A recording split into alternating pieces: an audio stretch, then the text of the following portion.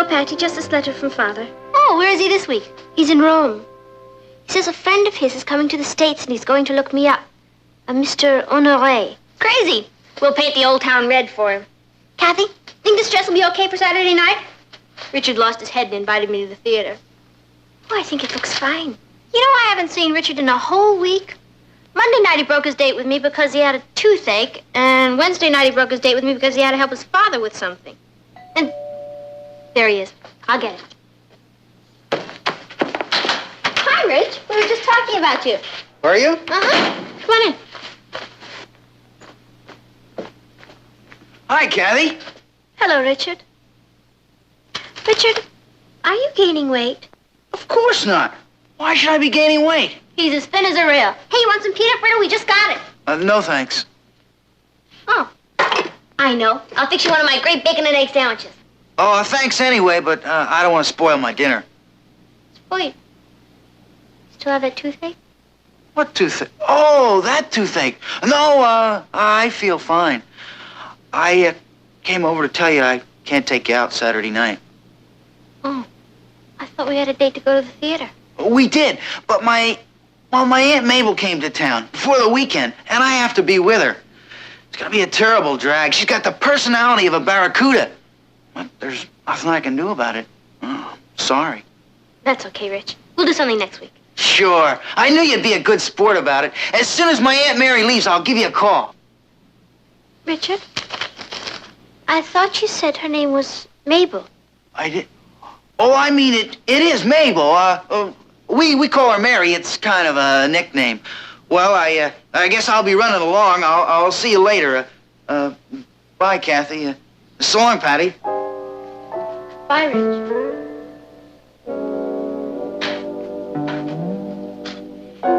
If I didn't know I was irresistible, I'd swear there's another woman. I'm sure there isn't, Patty. Richard adores you.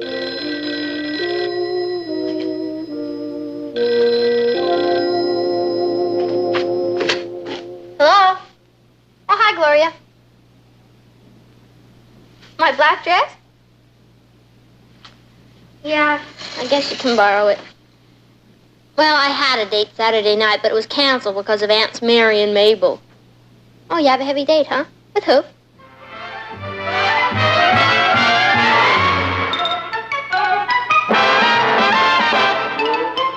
Meet Kathy, who's lived most everywhere, from Zanzibar to Berkeley Square. But Kathy's only seen the sights a girl can see from Brooklyn Heights. What a crazy pair! But they're cousins, identical cousins all the way. One pair of matching bouquets, different as night and day.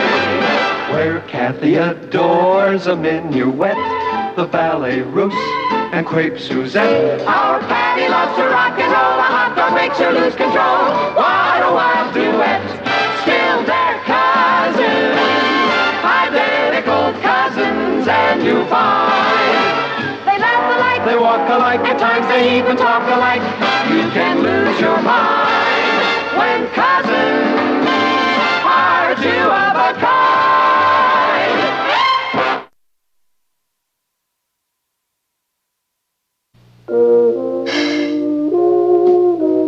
I never want to see Richard Harrison again as long as I live. Well, the way things are going, your chances look pretty good. Patty, are you sure you didn't misunderstand? It's not like Richard to lie. Believe me, Mamo, I caught him red-handed. His Aunt Mabel is Gloria, the original clinging vine. Did you give Richard a chance to explain? There's nothing to explain, Papa. He goes out with other girls every once in a while, and I go out with other boys every once in a while. But we never break dates with each other to do it. Patty, I'm sure Richard has a good reason. Kathy, don't try to cheer me up. I like being miserable. Well, I'd like to give him back his pin, his ring, everything he's ever given me. Why don't you? He's never given me anything. Well, what difference does it make? I thought you weren't interested in him anymore. I'm not. That's Richard. Do I look all right? Oh, I'm a mess.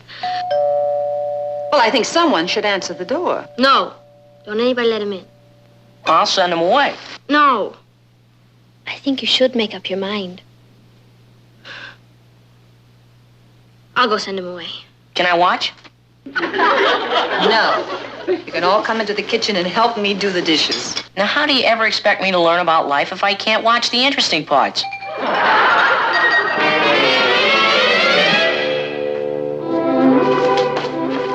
Hello, Peter. Oh. Hi, Rich. Hi, who is Peter? Oh, just a friend. I came to explain about Saturday night. Oh, that's okay, Rich. You don't have to explain. Really, I understand. You have to help your father take care of your Aunt Mary Mabel, who has a toothache. What are you talking about? Gloria called and told me she had a date with you Saturday night. She did. Boy, I sure can't trust women. Can't trust women. She shouldn't have done that. Oh, but it's all right for you to keep breaking dates with me and lie about it. I'm sorry, Patty, but I can't help it. Rich, is Gloria so irresistible that you couldn't wait to see her on a night when we didn't have a date? Gloria? Irresistible? Well, isn't she? Patty, I don't even like her. You don't like her, but you keep breaking dates with me to go out with her. That's right. What'd you do, lose an election bet? Patty, she's not nearly as nice as you. She's not as smart as you. She's not as pretty as you. And she's not as much fun as you. What has she got? Something I can't resist. I'm hooked. On what? Her cooking. Her cooking? Gloria is probably the greatest cook that ever lived. Richard, you've got to be kidding. Gloria can't even boil water. Maybe she couldn't last year, but when she went to France with her folks this summer, she went to cooking school at Cordon Bleu. She's been cooking me banquets every night, and I mean banquets. And that's why you gave up my bacon and egg sandwiches.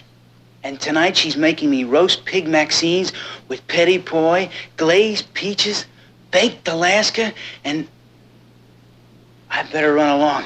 I don't want to be late. Goodbye, Patty. Bye, Rich.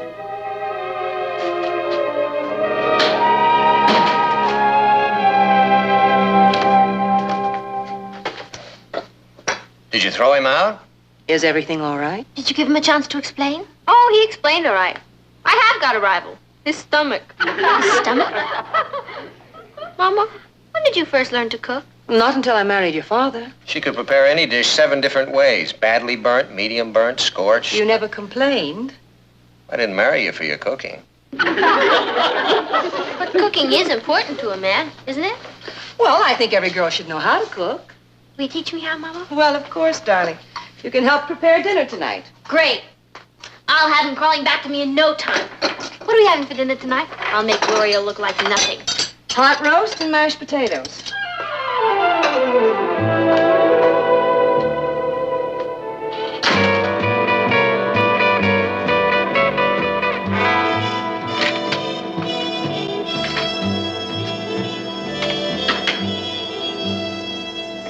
Patty, are you all right? Oh, sure, I'm fine. It's just that a woman feels like such a fool wasting the best years of her life on a man who doesn't even appreciate her. I'm sure it'll all work out fine. No, it won't. I lost old Glutton Head to the Cordon Bleu. What is the Cordon Bleu, anyway? It's a famous cooking school in Paris. I took a course there once when Father and I lived there. Kathy? Did you say you took a course there? Yes, it's really an excellent school. Did they teach you how to make lobster bisque? And baby veal cutlets with a cream sauce?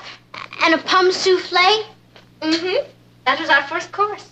What about baked Alaska? We had that for part of our graduation examination. Kathy, you've just saved my whole romantic life. Because I went to the Cordon Bleu? That's right. You see, the reason Richard is after Gloria is that he's hooked on her cooking.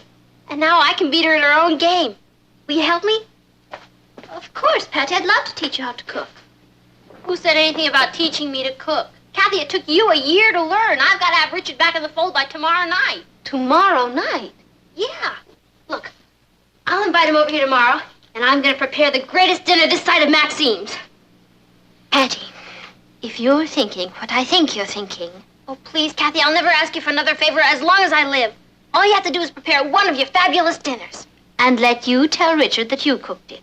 That's right. He'll never look at Gloria again. Patty, I'd like to help you out, really. But, Kathy, if you don't do it, I'll lose him. Believe me, the only way to Richard's heart is through the hole in his head. You do? Well, the kind of dinner I have in mind would be very expensive. I don't care about the expense. This is all-out war. Hi, Patty. Hi, Kathy. Gentlemen. Hi, Rich. Hello, Richard. I'll pull up a chair and have a soda. Well, I'll pull up a chair, but I won't have anything. I never eat in the afternoons anymore. Oh.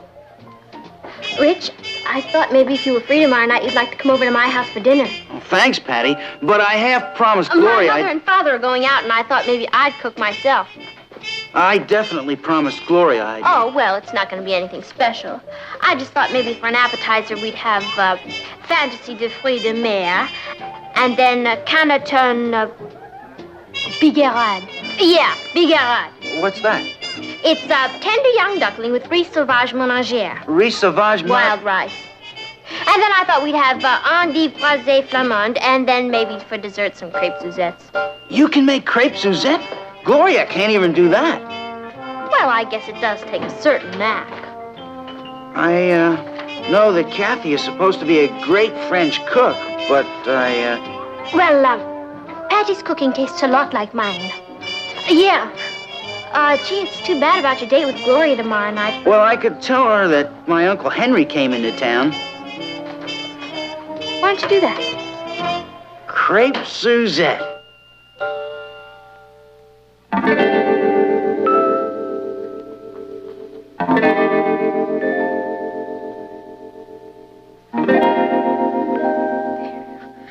Boy, it sure takes a lot of stuff, doesn't it? I used up my allowance for the next 6 months. It's all gonna be worth it. Patty, are you certain that you want both baked Alaska and crepe Suzette for dessert? Uh-huh. I figure as long as we're going out for the big fish, we may as well use plenty of bait. I hope you know what you're doing. Hey, you didn't flunk any of those courses, did you? I'll have you know I received the gold star. No kidding. Do you know how lucky I am to have you? The gold star at the cordon bleu. That's bleu. What time is Richard coming? I told him to come at 7 o'clock. Oh, then I'd better start the sauces now. That'll only give me about 4 hours. You mean it takes 4 hours to cook one of these dinners? Some of them take 4 days. That's the fish calling up to find out what time the bait is being served. Hello? Oh, no, it isn't. Hold on a minute. Mr. Honoré. Oh, that's Father's friend. And Thank you, Patty. hello, Mr. Honoré. Yes, Father wrote me you were coming. How is he? Good. He did? Thank you. Oh, yes, I want to talk about him very much. Why don't you invite him for dinner tonight? I don't mind cooking for one more. Monsieur Honoré, would you like to join us for dinner tonight? Oh, you are? What time? Oh, I see. It's all right if he's late. I'll let my sauces cook a little longer. Oh, yes, I'm very anxious to get together with you. But I'm afraid I can't right now. You see, I'm doing something for someone. I'll say you are. Oh, yes, I understand. If that's the only time. All right. I'm looking forward to seeing you. Thank you. Au revoir. What was all that about?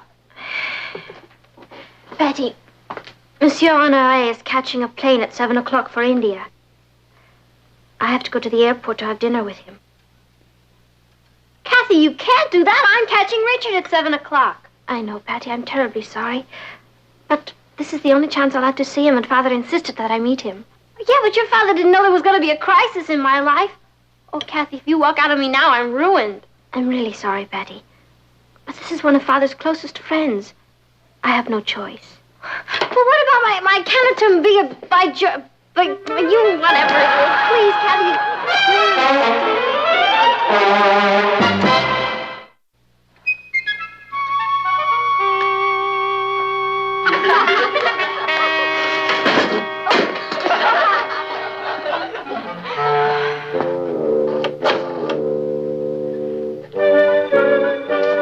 Hello, is this ready frozen food delivery? How long would it take you to deliver a dinner? Oh, that's great. Okay, Would you deliver me 2 orders of Fantasy de Fruits de Mer and 2 orders of Canton Bigarade and a large baked Alaska? Hello? Hello? Peasant. Hello? Is this a French omelette? This is the French Gourmet Society. We have chosen your restaurant to prepare us a dinner. We would like a fantastic French dinner. Something that will knock someone's eyes out. What would you suggest? Oui? Oui. Oh, that sounds marvelous. I will send my secretary to pick it up.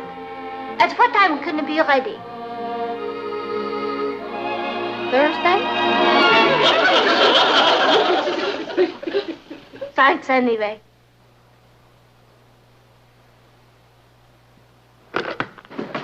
Hi, sis. What's cooking? Me. What are you building? A gallows. I was trying to impress Richard. Why would you have to impress him? He's lucky to have you. Thanks, Ross. But he suddenly flipped for French food. And guess who cooks it? Gloria. Uh-oh. I guess I'm gonna have to find you another brother-in-law. Hey, wait a minute. I've got an idea. Yeah? What's that? Kathy's a great cook. Why don't you ask her to... Good thinking. I tried it. Oh. Okay. All you have to do is call one of those frozen food places that delivers... and- Tried it. What about calling a French restaurant and asking them to... You really are a chip off the old block, aren't you? Okay.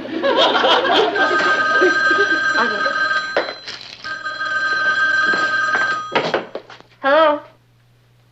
Oh, hi, Rich. I was just talking about you. Rich, about dinner tonight. You haven't eaten anything all day because you're looking forward to my Fantasy de Fruits de Mer and my Canton Bigarade and my fake Boy, I really underestimated you, Patty. You're full of surprises. Rich, has it ever occurred to you that there are more important things in life than eating? Yeah? Name one. Gloria tried to get me to break my date with you tonight. She tried to tempt me with profiteroles. But I told her I was holding out for your crepe Suzettes. Oh, bully for you. She claims you can't cook. Oh, she does she? Well, what does she know? Nothing. That's why I'm going to see you at 7 o'clock. And have plenty to eat. I'm bringing my appetite. Goodbye, Patty. I make great peanut butter and jelly sandwiches, sis. Thanks, Ross. But to a gourmet, that's nothing. What's a gourmet? A glutton with a fancy appetite. You wouldn't have any other ideas, would you? Yeah. Find me a brother-in-law who likes hamburgers.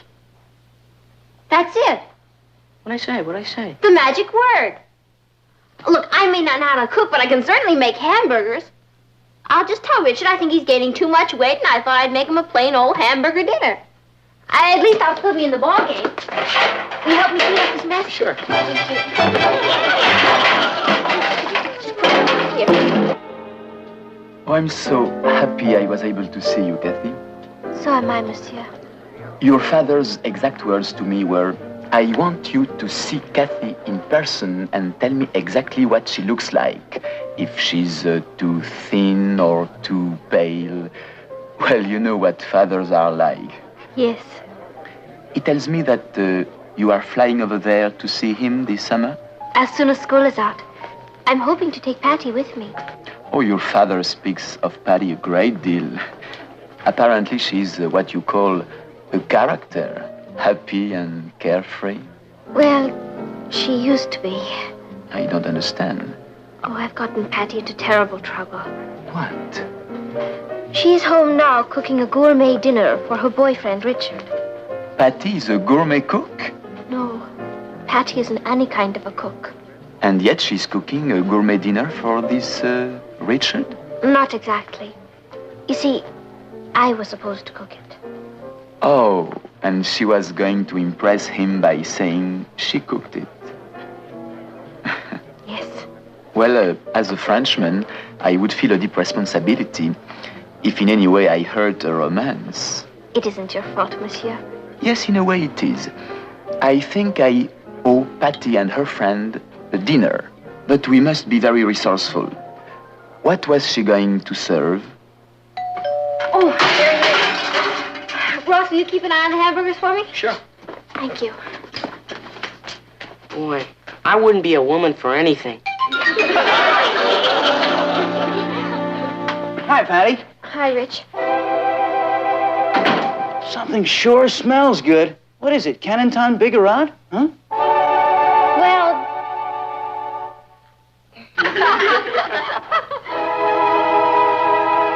It even smells better from here. I'm glad you feel that way about it, Rich, because the truth of the matter is... Sure had me fooled. I did? Yeah. I thought the only thing you could cook was those crummy hamburgers of yours. Crummy hamburgers, Mom? Yeah, Gloria tried to tell me that's what you're going to feed me tonight. You sure got a laugh on her. Yeah. What time are we going to eat?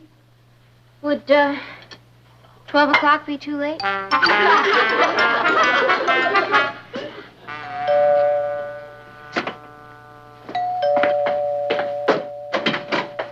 Can I help you? I'm sorry to be so late. Everything had to be cooked to order. You know? Fantaisie de fruits de mer, Canton Bigarade, riz sauvage ménagère, and the crêpe Suzette. Monsieur Honoré and the restaurant voisin wish you a very pleasant dinner. Bonsoir, monsieur. Richard, I have a confession to make. Couldn't you make it after dinner? I'm getting kind of hungry. I didn't even eat breakfast. No, Richard, it can't wait till after dinner. You see, what Gloria said about me... You don't have to worry about Gloria. Yes, I do, Rich. You see, what she said is absolutely... Patty, I don't want to rush you, but if you don't sit down to dinner soon, that duck is going to get cold, the baked Alaska is going to melt, and your crepe Suzettes will be ruined. Oh, boy.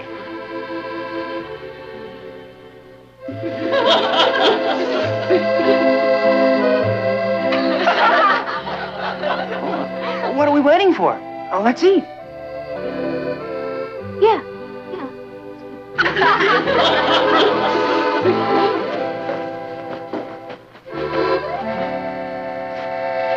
You know something, Rich? What?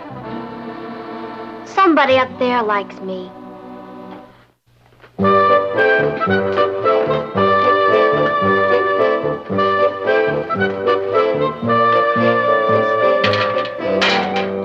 Oh, hi, Gloria. Hi, Patty. Gee, it's too bad you couldn't join Rich and me for dinner last night. Oh, he told me all about it. Oh, did he? It really wasn't much. Next time I should go into something more complicated. Well, I'd love to be there when you do. I have a feeling you got away with something this time. But what are you going to do for an encore? Well, bye, darling.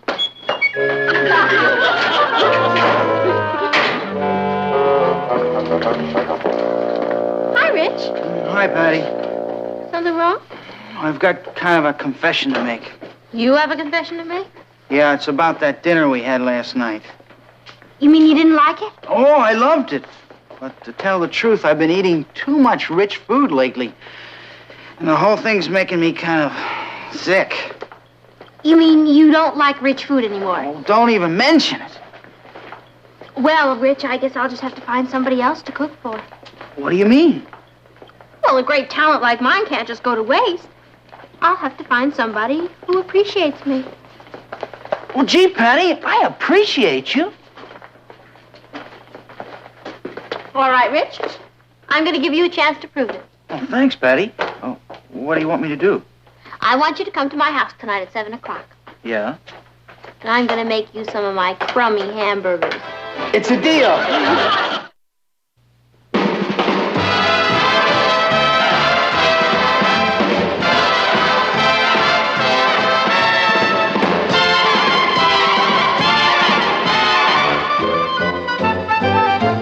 Here's Kathy, who's lived most everywhere, from Zanzibar to Berkeley Square. But Patty's only seen the sights a girl can see from Brooklyn Heights.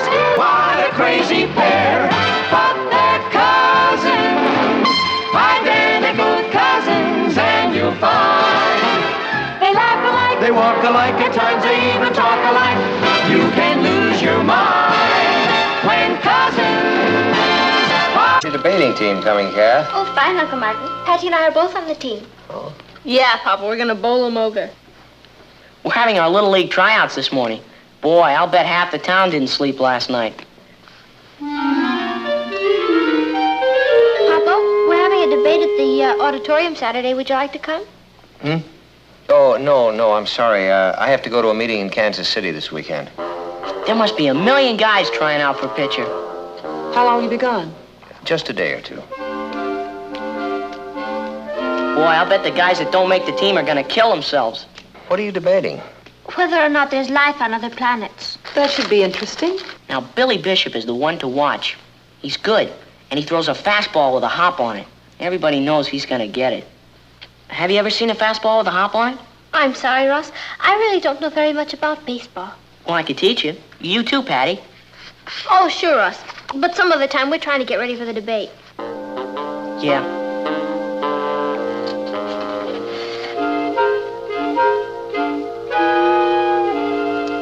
Well, I think I'll be going. I don't want to be late for the tryouts. So long. Patty, are you meeting Richard? Yeah, Mama. We're going unicycling. Unicycling? Uh-huh. One wheel. That should be fun. Where's Ross? He's gone. That kid. He could have at least said goodbye.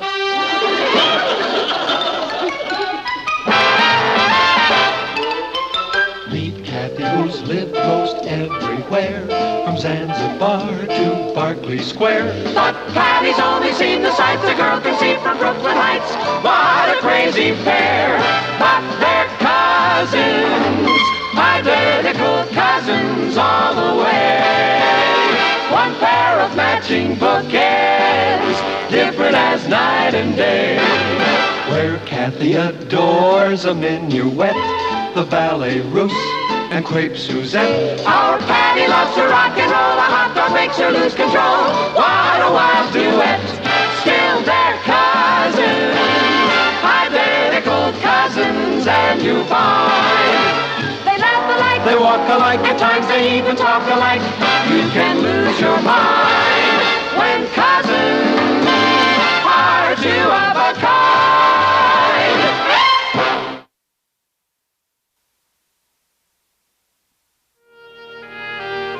Ross!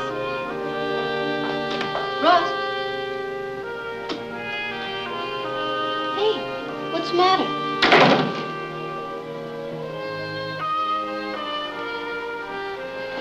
Don't you feel well?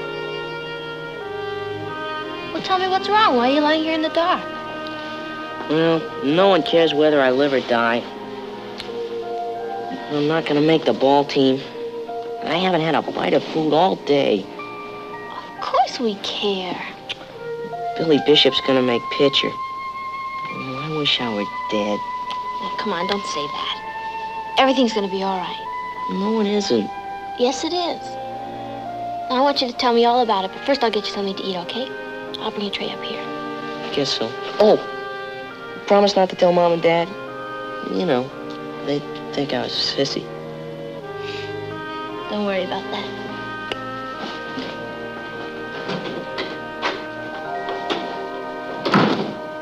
What are we going to do? I don't know, Kathy, but we've got to do something. He's in terrible shape. Are you still hungry? No, Mom, this is for Ross. Well, you said he didn't want any dinner. He filled up on hot dogs and things at the ballpark. Well, that's because he was too sick to eat. Mama, he's up in his room and he's in terrible shape. Why? Well, first of all, because he didn't make the Little League, and second of all, because he thinks none of us give a darn. Why didn't he say something? Well, I guess he did, but we weren't tuned in. Oh, well, I'll go up and have a talk with him. Oh, no, Papa, I really wish you wouldn't do that, because I told him I wouldn't say anything. He doesn't want you to think he's a sissy. Oh, all right. You make sure he eats, and we'll think of something. Okay. Patty. Thank you.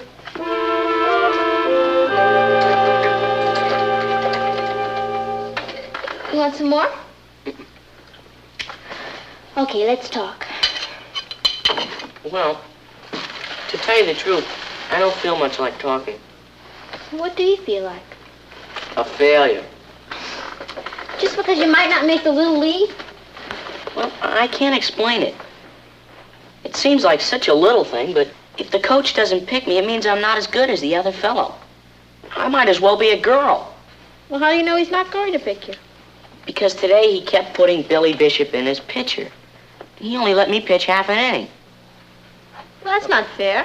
What's his name? Coach Johnson. And he picks the teams?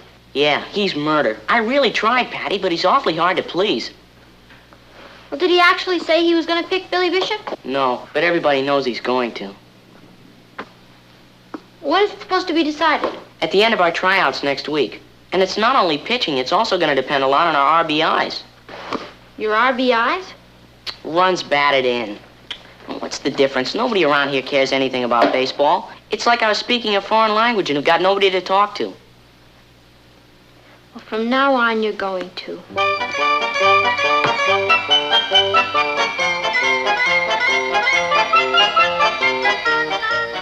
Okay, it's your turn. How many major leagues are there? 2. American and National. Good. Where's Baltimore? In Maryland, isn't it? I mean, what league is it in? Oh, American. Good. San Francisco? National? Minnesota? American. Good, you're going to be quite an expert. Let's go to the minor leagues. Maury Wills. He's with the Dodgers. Flood. St. Louis Cardinals. Nixon. Did he play ball? Russ Nixon. Of course. Boston. Very good. You know, all these players are famous. I never even heard of them before. It's like another world. Well, at the moment, it's Ross's world. I think it's very nice we can share it with him. So do I. Is there a little league for mothers? I don't think so. Might not be a bad idea to start one, though. You know, I wouldn't be in Coach Johnson's shoes for all the money in the world. I'll bet every mother and father in town is on his neck. Hello, darling. Oh, hi, son. How'd it go today? Not so hot. A lot of kids were eliminated. Were you? No, but tomorrow's another day. Hi, champ. How's it going? Terrible. Billy Bishop pitched most of the game. Oh, well, that's nothing to worry about. The coach is probably just saving you, that's all. Come on, sit down. Sure. The way they saved Tiant today. They put him in as relief pitcher in the top of the 4th, and he pitched a shutout.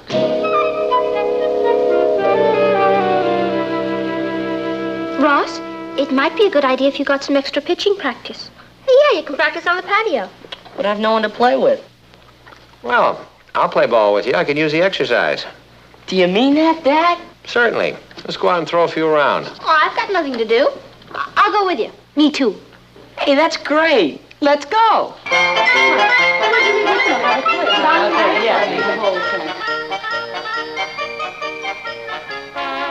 Strike 3!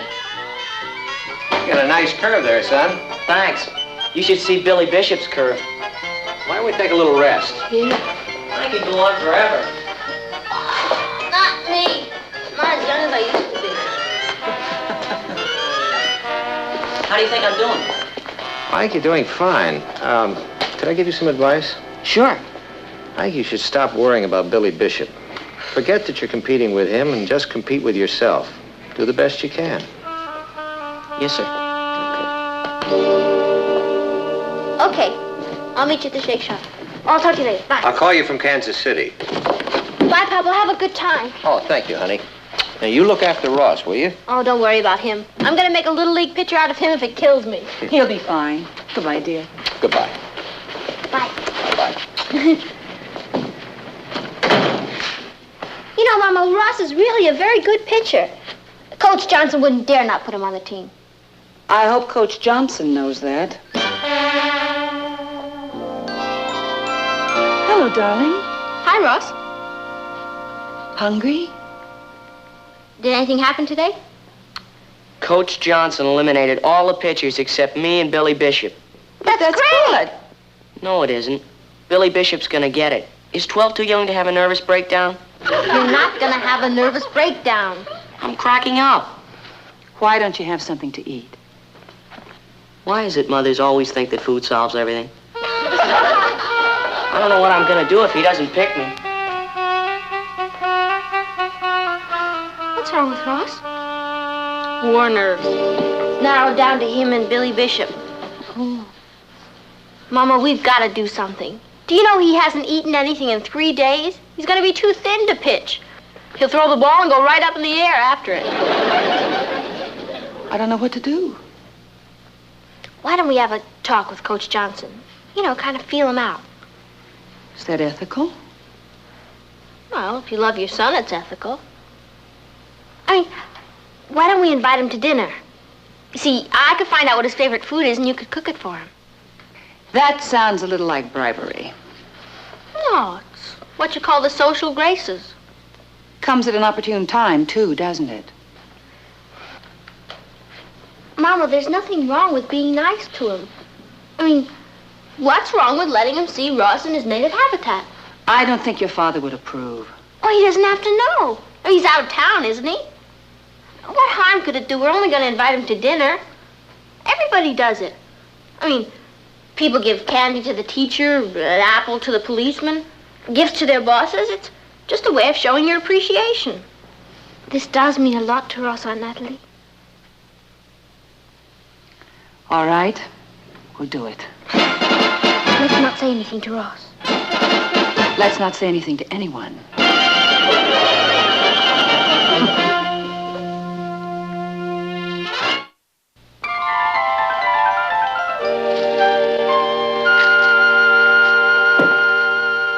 This is going to be the best party we've ever had. Well, it isn't exactly a party, darling. It's just Coach Johnson. Still going to be the best party we ever had. Patty, would you sit for me, please? Oh, sure, Cat. Does Ross have any idea who's coming? We didn't breathe a word. I can't wait to see his face. Yeah. He's here. The coach is here. Oh. Someone had better let him in or go away. I'll let him in.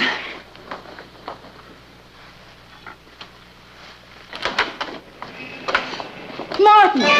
Hi. I'm sorry, I had a ring. I just forgot my key. You're home a day early. Yeah, I know. We finished up ahead of schedule, so I just caught the late afternoon plane out, and here I am. You're all dressed up. Yes, we're having a guest for dinner. Oh, one of Patty's friends? No, one of Ross's friends. Well, good.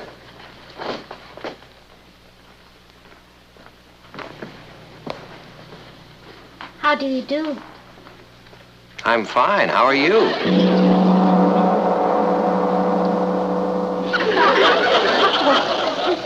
What are you doing here? I live here. But you're home a day early. Well, I can always leave again. Why is everybody so dressed up? You always dress for dinner. Like that? He's here again. Yeah, well, I must say you've gone to a lot of trouble for Ross's friend, but I think it's kind of cute. Do you? I'm sure glad. Patty, would you let him in, please? Oh, yeah.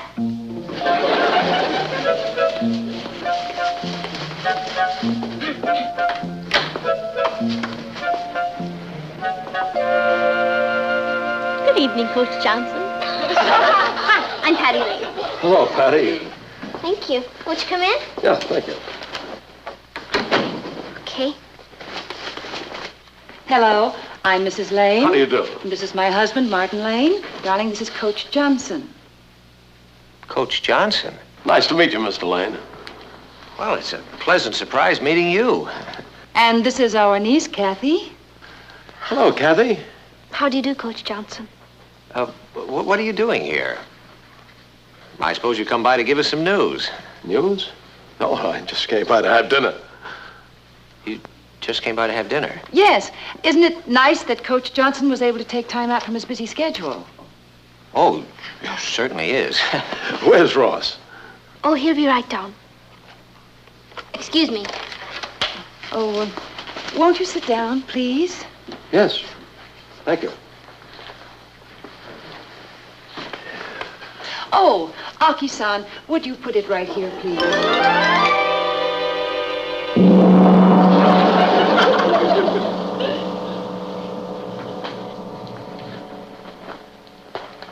I love Japanese food.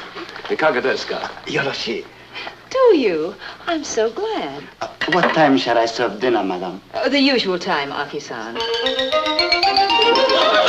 your feet, Ross, get dressed. I am dressed. Oh, I mean really dressed. What for? For dinner. Why can't I eat like this? Because we're having a very important guest.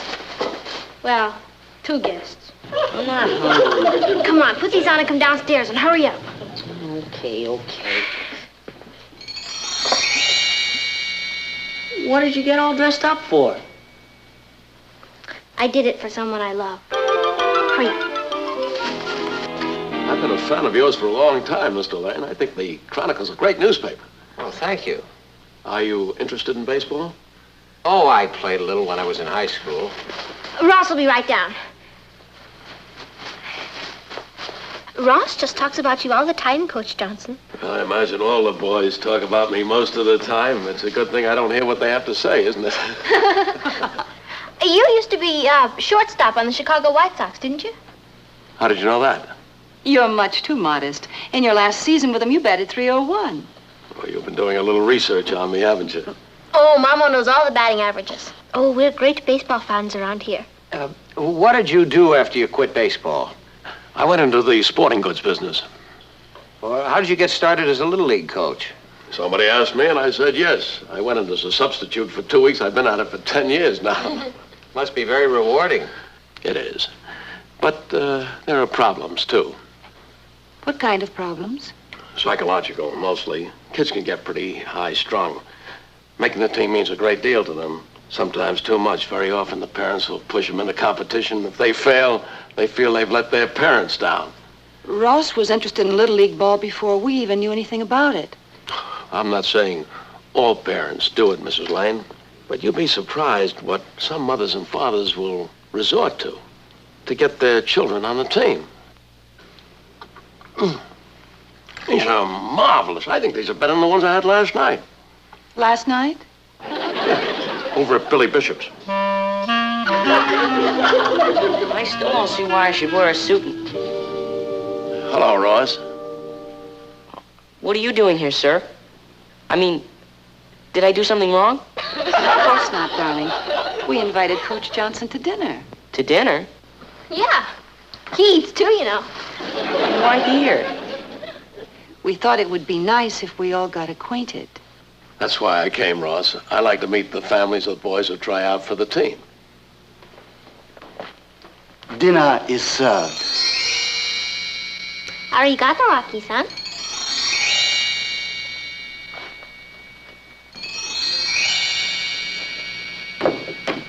Oh, Ross said to tell you the reason he went to bed so early is because he's in strict training. He's a nice boy. Nat. Would you like to see our roses? I've some prize cuttings. I grow them myself. Oh. Excuse me, Rosa. Oh, these are much larger than mine. They're choice cuttings. May I send you some? That's very kind of you, Mrs. Lane. Oh, it's nothing at all. They certainly get a lot of tender, loving care.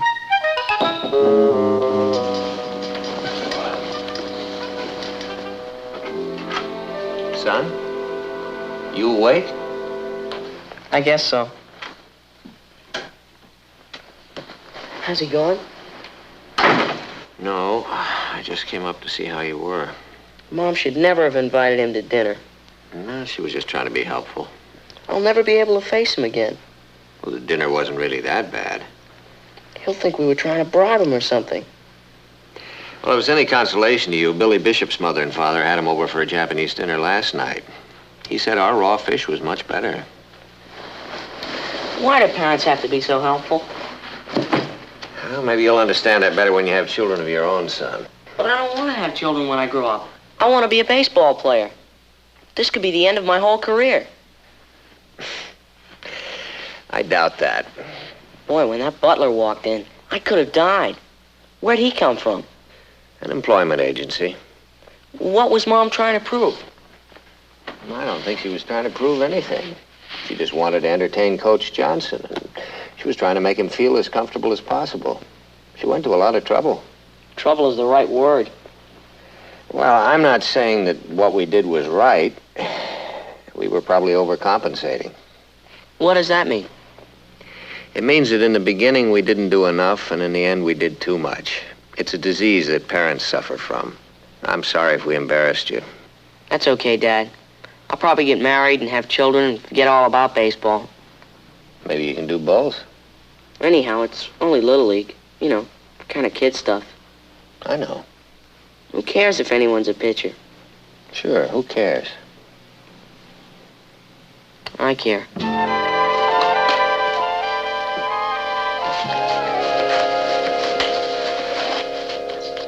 I'm sure glad you could come to dinner tonight, Coach Johnson. So am I, Patty.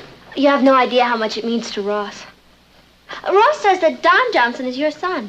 That's right. Don's in my history class. Oh, Gee, he's a nice boy. I think he's one of the nicest boys in the whole school. I really like him. We're having a record party here Friday. We'd sure love to have him come over.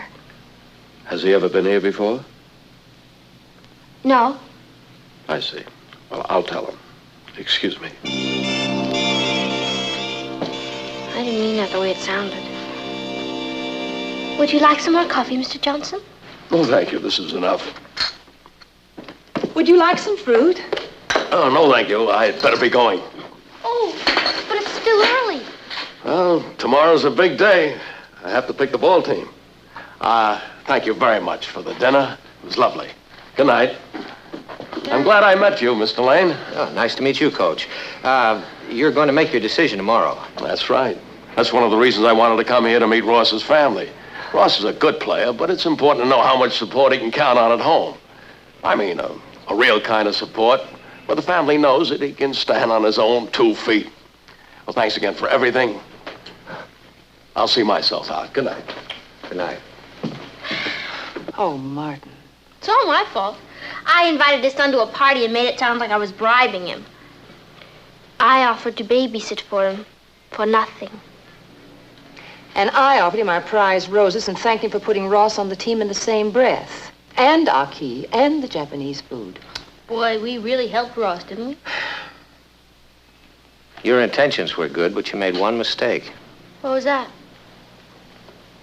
You didn't have enough confidence in Ross. If he wasn't good enough to make the team, then he shouldn't have been on it. But if he was good enough to make it, you should have let him do it on his own. Yes, sir. Chalk it up to another Patty Lane brainstorm.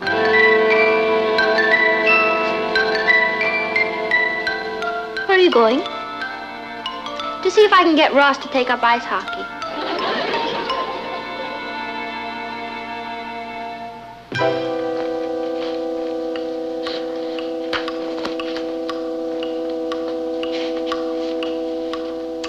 Ross should have been home hours ago. Tryouts take time. Patty, where have you been? On a kamikaze mission. Since this whole thing was my idea, I decided I should go apologize to Coach Johnson. What did he say? He said not to send the rose cuttings, 'cause with his wife away, there's nobody to water them. Oh. And he said to tell you he doesn't need a babysitter. I see. And his son can't come on Friday night. Well, we've batted 1,000. I think the expression is, we struck out. How am I going to face him? Hi, folks. Ross, would you like to go to 3 movies tomorrow? Oh, gee, thanks, sis, but I can't. I'm pitching for the Little League team. Oh. You what? I was made pitcher today. Billy Bishop's my relief pitcher. Congratulations, That's Ross. wonderful, darling. I'm so glad. Now we'll show them boy. some real shutouts. Boy, Coach Johnson sure was nervous today. There must have been 1,000,000 parents out there. He asked me to give you a message, Dad. A message for me? Yeah, he's on a 6-month vacation. He wants you to take over as Little League coach for him. You're kidding.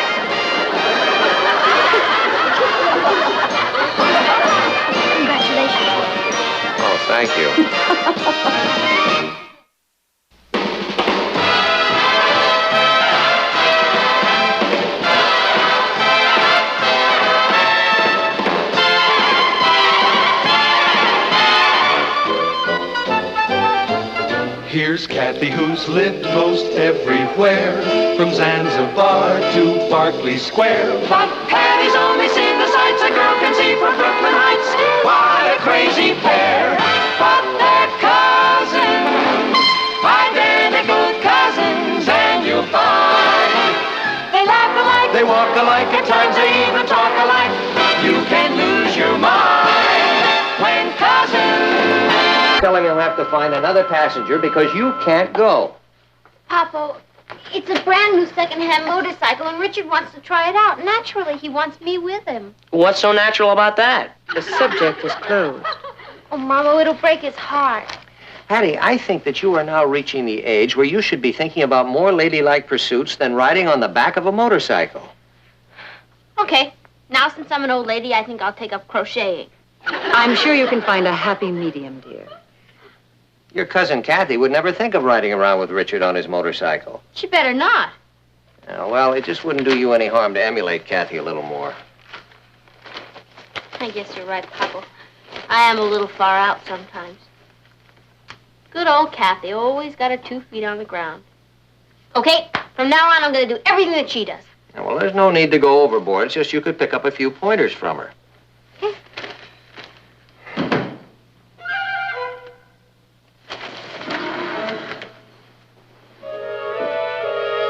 Hello, everybody.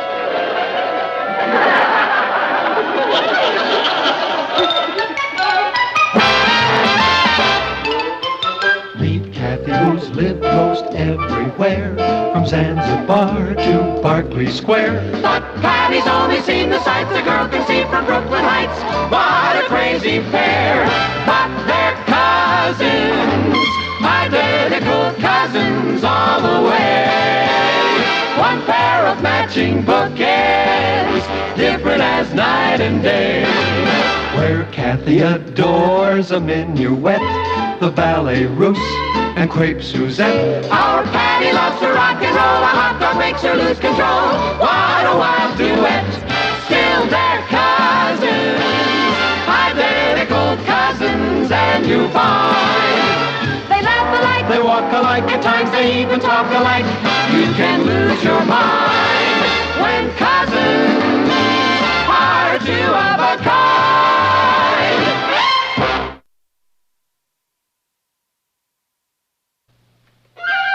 Boy, you really got caught in a thunder shower. Yeah, except the sun is shining outside. What happened, Kathy? Well, I got a little wet. No. Darling, are you all right? Yes, Aunt Natalie, I'm fine, thank you. Well, how on earth did you get all wet? I'd better get into some dry clothes. Excuse me. What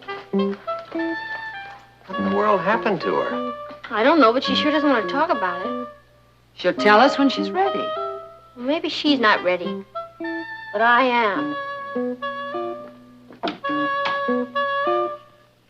Hi, Cuz. No. No what? No, I don't want to discuss it. Kathy, you can't walk into the house soaking wet and say you don't want to discuss it. Did you have a water fight with somebody? No. You walked in front of an open fire hydrant? Of course not. You invented a rainmaking machine? Patty, let's just forget about it. Okay. We'll forget about it. What is it I'm forgetting about? My allowance check came. I'll treat you to a movie tonight.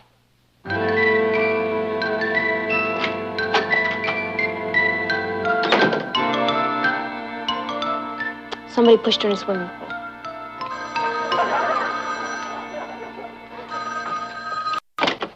Hello? Kathy Lane? Just a minute, I'll get her. Who's calling, please? A reporter from the New York Metropolitan? The New York Metropolitan is calling Kathy Lane? What is it in reference to, please? In reference to her heroism today. When she jumped in the lake at the park and saved a boy who was drowning? Kathy? Oh, sure, you can send a reporter. Hey, and you better send a photographer, too. I mean, that's the least you can do for a heroine. Bye.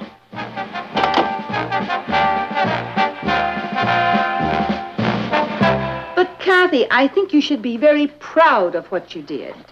If Patty had done it, she would have come in with a neon sign. Kathy, you saved somebody's life. Do you know what that means? Yes. It means there's going to be a big fuss about it, and I don't want there to be. Now, Patty, you shouldn't have told that newspaper to send a photographer and a reporter.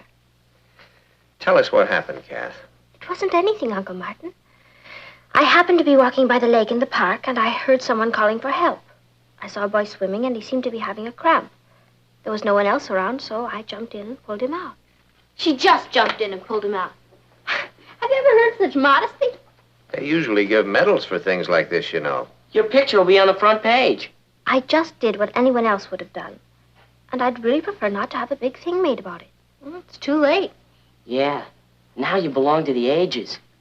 He's right, Kathy. Heroism has to be rewarded. And I'm going to help.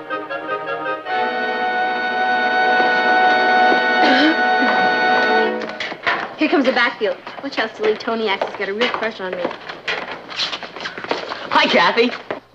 Hello, Tony. Heard what you did yesterday. That's the bravest thing I ever heard of. Are you scared? Well, I didn't have much time to think about it. You've really got what it takes. You going to class? I'll carry your books. How'd you like to see a movie tonight? I think I'm free.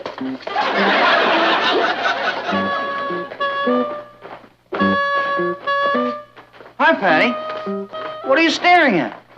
My cousin, the heroine. Come on.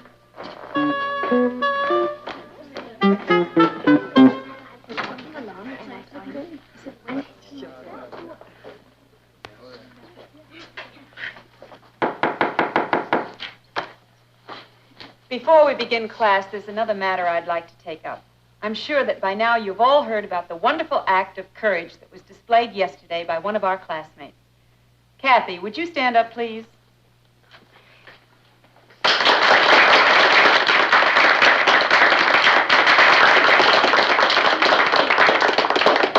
You've brought honor to all of us by what you did, Kathy. Risking your own life to save the life of a stranger is the highest act of valor. Would you care to say a few words to the class about it? Thank you, Miss Castle. There really isn't much to say. I'm sure that everyone here would have done the same thing in the same situation. Thank you. Boy, what conceit. No, I'm sorry. I don't know when she'll be back. Okay, I'll give her a message. Thank you. That was the Bugle calling. They want to do a feature story on Kathy. Do you know that that's the 10th call she's had in the last hour? And look at this. Teenager saves lad. Right on the front page. With the situation the world is in, you think they'd have more important things to write about than that. I don't understand you, Patty. You were the one that told the reporter and the newspaper man to come over. You said it was the bravest thing you'd ever heard of. Now, suddenly you act like she did something terrible. Richard, if there's anything I can't stand, it's a show-off. Patty, you're not jealous of Kathy, are you? Who? Me? Of course not. It just isn't fair, Richard, that's all. What isn't fair? The only reason Kathy is a heroine is because she was in the right place at the right time. Now, I could have been there instead. If you'd have been there, he'd have drowned. You can't swim. Everybody's making such a big fuss over her. You think nobody'd ever saved anybody's life before. She did a very brave thing. I'm not trying to take that away from her, Richard. It's just that Kathy is not a natural-born heroine. And you are. Well, at least I'd know how to handle the situation. I think Kathy is handling it fine. Oh, the whole thing's gone to her head. Richard, I tried to give her the benefit of my advice, and she wouldn't even listen to me. That's probably Life magazine wanting to put her on the cover. Hello? No, Kathy isn't home. Who's calling, please? Roger who? Oh, that Roger. It's the boy she saved. A voice from the dead. No, there really isn't any point in coming over, Roger, because Kathy's not home.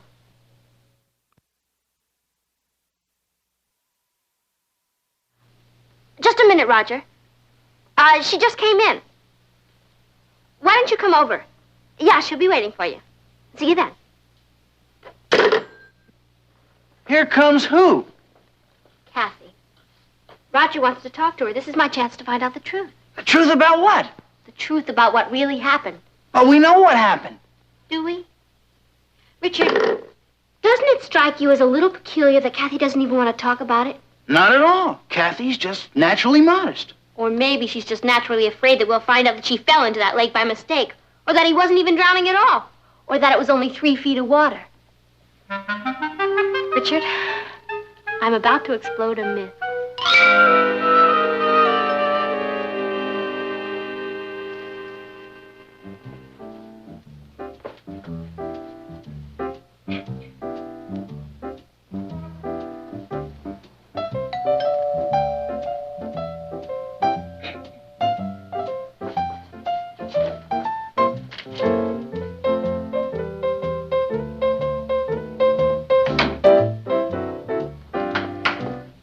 Hello, Roger. Hello, Kathy. I brought these for you. Oh, thank you. Come in, won't you? Thank you.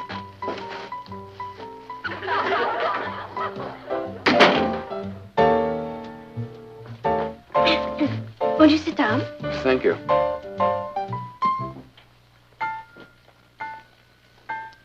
Well, we had quite a day yesterday, didn't we? Yes. I saw the story in the newspaper this morning. Did you? Well, it really wasn't very accurate, was it? Well, it didn't tell the whole truth. No, it didn't, did it? But we know the whole truth, don't we? Yep. It didn't mention that some parts of the lake were only a few feet deep. Why should they? Why should it? I'll bet you're a wonderful swimmer. Well, I was on the varsity swimming team. I knew it. But that doesn't help much when you've got a cramp. Does it? No, it doesn't, does it? Roger, when I fell into that lake... Fell in? That was one of the most beautiful dives I've ever seen. Oh. Well, it looks like I really saved your life, doesn't it?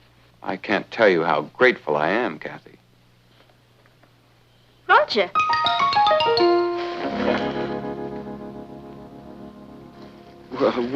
Which is which?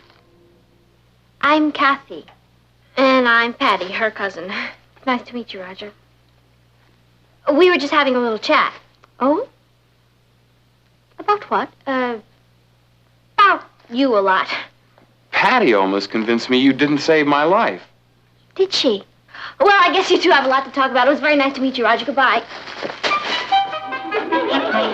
It's amazing. She's exactly like you. Yes. Hello, Maman, Papa. That's French. Our son, the linguist. Hey, that's a clean plate. Yeah, thanks. Are we all going down to City Hall to watch Kathy get a medal? Well, of course we are. How often do we have a hero in the family? Every day. I should get a medal for living with Patty. Lois, have Patty and Kathy been quarreling the past few days? Mm-mm. Oh, well, that's good. They don't talk to one another, but they haven't been quarreling. I'm going down to the post office to mail this letter. Can I get you anything? No, thank you, Kathy. We were just talking about your medal. Oh, I don't suppose there's any way I could refuse that without seeming ungrateful. Why would you want to refuse it? I just would. Because of Patty. She seems so upset about it, I'd really rather let the whole thing drop. We're not going to do anything of the kind. I think I'll have a little talk with Patty. I wish you wouldn't, Uncle Martin. She hates me enough already. Patty doesn't hate you. She's certainly been acting like it, Patty wants all the attention, and you're getting it. but I don't want it. Kathy, you are going to go down and pick up that medal. And if I know Patty, she's going to be pretty proud of you. Look at that piece of junk. It's tin. But when I get a medal, it's going to be solid gold.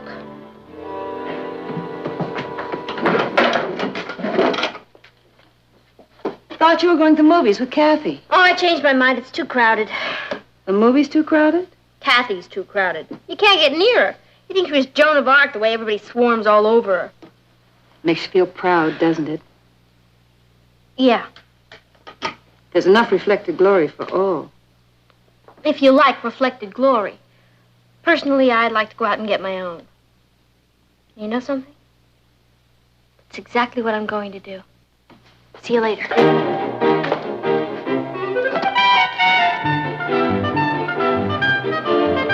Switch it to a 3-column layout and get it in here as fast as you can. I'll have Al standing by. Right. Yes? Oh, good, Joe. We'll take that up at the editorial meeting this afternoon. Fine. Goodbye. Hello, Uncle Martin. Hello, Kath. I hope I'm not interrupting anything. No, this is a wonderful surprise. Yeah, we should come down here more often. Well, I really don't find much free time during the day. But you managed to find it today. Well, what can I do for you? I've come to ask a favor, Uncle Martin. You name it, you've got it. Natalie told me you were going to write a Sunday feature story about me. That's right. That's the favor. I don't understand. I don't want you to write it. Now, if Patty sent you down here... No, I haven't discussed it with Patty. As a matter of fact, she's not even talking to me. That's why I don't want you to write the article. Well, I'm sorry, Kath. There's nothing I can do about it. In the first place, it wasn't my idea. It was suggested to me by my boss. I thought it was a very good suggestion. I still do. And it's going to appear in the Chronicle on Sunday. Patty doesn't have to read it. I'm sorry I troubled you, Uncle Martin. At least I have learned a lesson. What lesson is that? Well, the next time I see someone drowning, I'll let him. See you, Tom. See you, Tom. I've never tried analysis before. I don't know if it'll work or not. I guess the idea is to be able to talk out your problem. I think I've just about figured out what's bothering me. You see, usually I'm not jealous of Kathy. Like the time that she got all the highest marks in the whole school. I was so proud I was ready to bust. Or the time that she won the music scholarship. I was so happy to think I'd won it. So basically, I really don't think I'm jealous of Kathy. Basically. I mean, when she sticks to her own territory. But you see, Doc, when she became a hero, well, that's more in my line. I mean, I'm much more the type. I guess I felt what you psychiatrists would call threatened. Does that make sense to you? Makes sense to me. You know something? I feel a lot better after getting this all off my chest. What do you think? Well, how should I know? I'm just trying to do this crossword puzzle.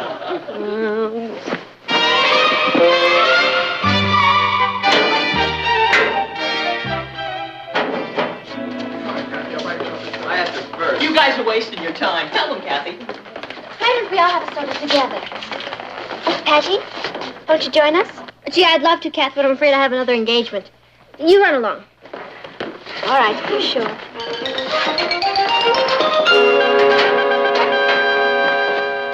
Come on, Tagger. Everybody's going over to the shake shop. You're wrong. We're not. But I'm thirsty.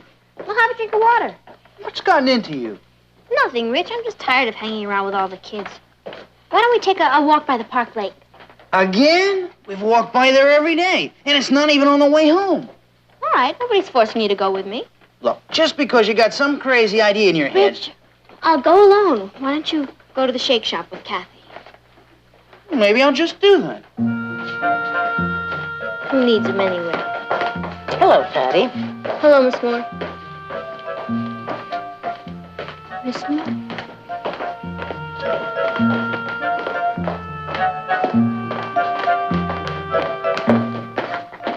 Miss Moore? Yes, Patty. Could I ask you a question? Of course. I know I'm not in your psychology class or anything, but well, I thought maybe you could help me with a problem that two friends of mine are having. I'll be very happy to try. They're two boys, cousins, and one of them is jealous of the other one. Do they like one another? Oh, yeah, they're crazy about each other. It's just that one boy did something to make the other one jealous. He doesn't want to be jealous, but can't seem to make himself stop. It sounds as though he's rather immature. No, he isn't. I mean, he's really a wonderful boy. If it weren't for this little problem, I think he'd really be quite a remarkable young boy. Are these close friends of yours? Yeah, I think you could call him that. Why don't you have them come in and see me? They can't do that. They live out of town. In Africa. They just moved there recently. I see. I was going to write them a letter and include your information. Well, if this boy is as wonderful as you say he is, I'm sure he has nothing to be jealous of. All he needs to do is develop his self-confidence. develop my self-confidence. It's always a mistake, Patty, to compete with anybody else. The only person you should ever be in competition with is yourself. I don't understand. If you do the very best that you know how, you never have to worry about what anyone else is doing. Write that to your friend. I will. Thank you very much, Miss Moore. And be sure to say hello to Kathy.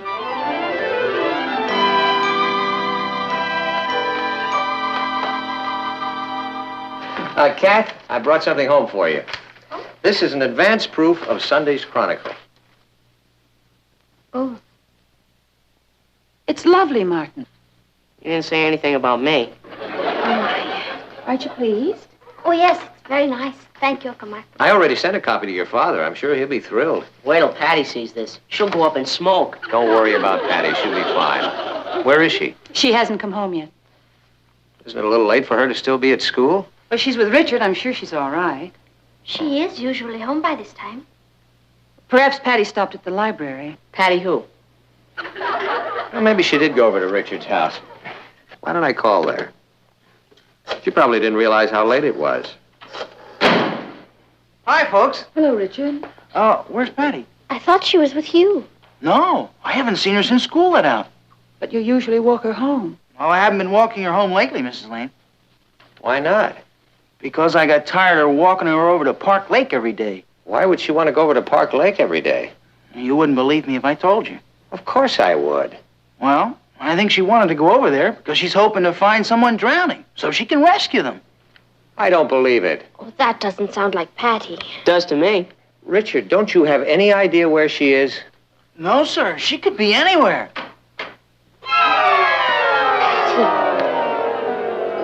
What happened?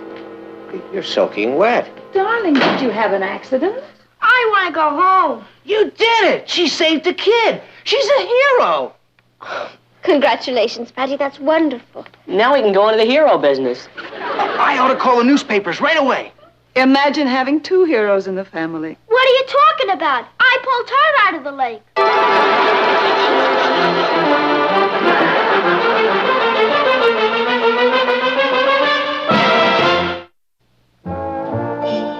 I think I know now what made me do it. She felt threatened. She what? It's a psychiatric expression we psychiatrists use. You see, all the time I thought I was jealous of Kathy, and I hated myself for it. That's why I kept going back to the lake. But you just wanted to get your share of attention. Well, that's what I thought. But that wasn't it at all, Papa. I was just afraid to admit the truth to myself. What was the truth? That I was a coward. You see, I kept asking myself, what would happen when the moment came when I'd have to jump in the water? And I didn't know. I thought, what if I just stood there and watched somebody drown? So I had to find out. Patty. So I kept hanging around the lake, waiting for somebody to fall in so I could test myself. Soon I started hoping somebody would fall in. What happened this afternoon?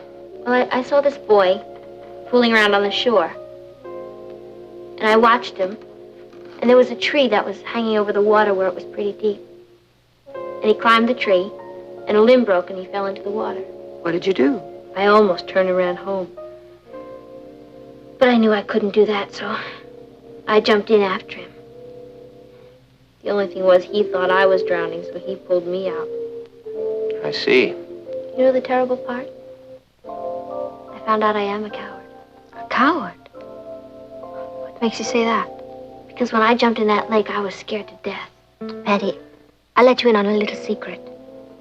So was I. You were? Terrified. Honey, a hero is a coward who does something brave. There's no special merit in getting involved in a situation you're not afraid of. And it doesn't matter who pulled whom out.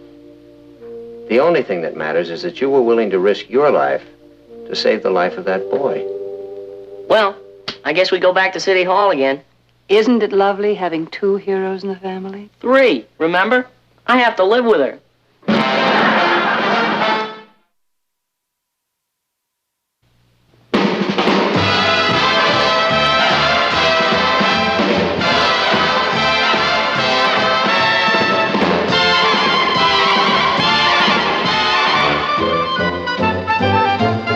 Here's Kathy, who's lived most everywhere, from Zanzibar to Berkeley Square. But Patty's only seen the sights a girl can see from Brooklyn Heights. What a crazy pair, but they're cousins, identical cousins, and you'll find they laugh alike, They walk alike, at times they even talk alike. You can lose your mind when cousins are two of a... You go in there and show him how it's done. Well, I went in there. What was I? I was sensational. I really had him tied up in knots. Well, I'm sure you out-talked everyone, Patty. Why shouldn't she? She's got the biggest mouth. Sometime I'd like to debate whether or not he's human. Patty, did they tell you whether you're going to be on the debating team? No. But why would they pass up their golden opportunity? Hello, everybody. Hello, darling. Hi, Papa. You're home early. I know. I just couldn't stand it another minute down there at the office. Hard day? Well, it wasn't that it was so hard. It was just so noisy. That office is a madhouse. Phones ringing all the time, people talking a blue streak. That's the newspaper game for you. Hello, Richard. Boy, did I have a wild day today. You know that math teacher that everybody says is an ogre? Well, I've got a meeting out of the palm of my hand. I was torn between bluffing it through or throwing myself at his mercy, so I stayed after class and I said to him, look, Mr. It's for you. Hi, Tommy. No, I don't know who that was. I've never seen her before. How's things? Hey, you heard what happened in math class today. Would you like to hear what happened in history? Not particularly, Patty. Oh. Well, you know. A funny thing happened in gym, though. I went to pick up this medicine ball and the... Darling, your father's tired. Oh, I understand. You're kidding.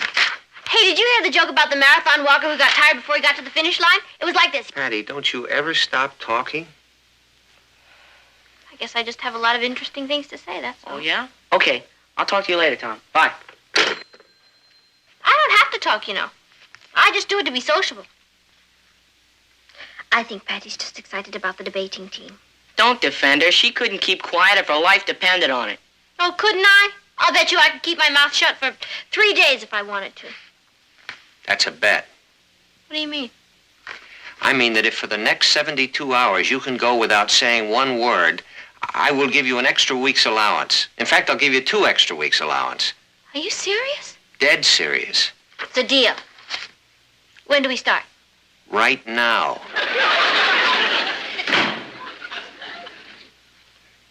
Hi, folks. Patty, have I got great news for you. They just made you captain of the debating team.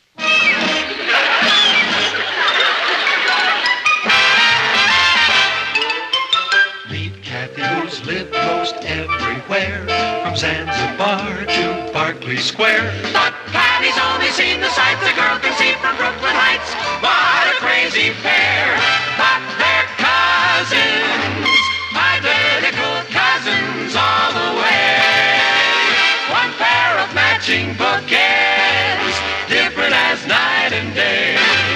Where Kathy adores a minuet, the ballet russe, and crepe Suzette. Our Patty loves to rock and roll, a hot dog makes her lose control. What a wild duet, still they're cousins, identical cousins, and you find they laugh alike, They walk alike, at times they even talk alike. You can lose your mind when cousins are two of a kind.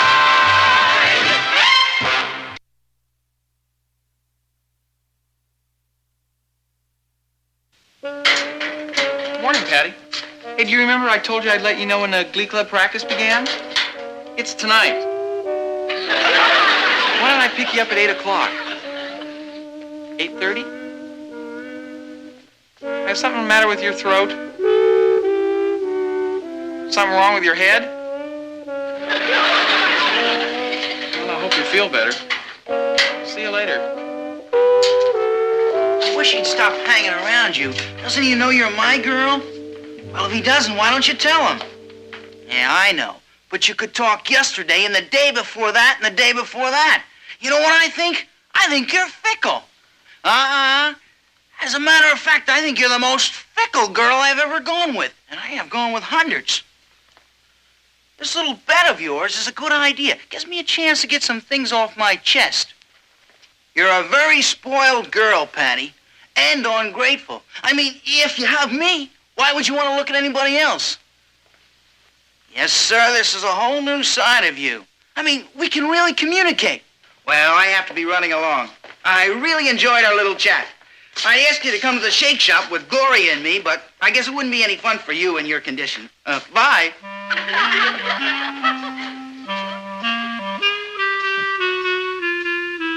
Patty, I'm leaving now. Ted is downstairs. Are you sure you don't want to come?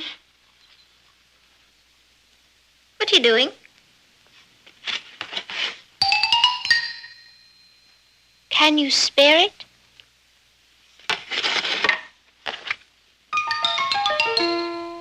Don't you what?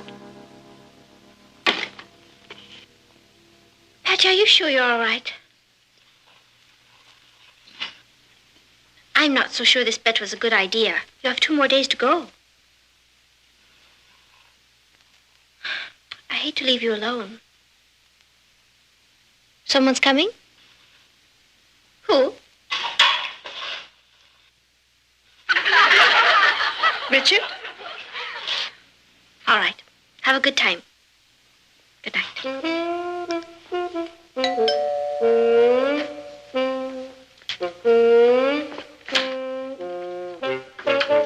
Good evening, Patty. I thought we'd continue our chat of this afternoon. Yes, sir, I said to myself, Rich, why don't you drop in on poor old Patty and give her a few minutes of your precious time? Sure I can. Did you know I was going to say that? I am not. Don't be ridiculous. Are you, some kind of a mind reader? I don't happen to think this is funny. Boy, will I be glad when you get your voice back so I can tell you what I think of you. If there's anything I can't stand, it's a wise guy.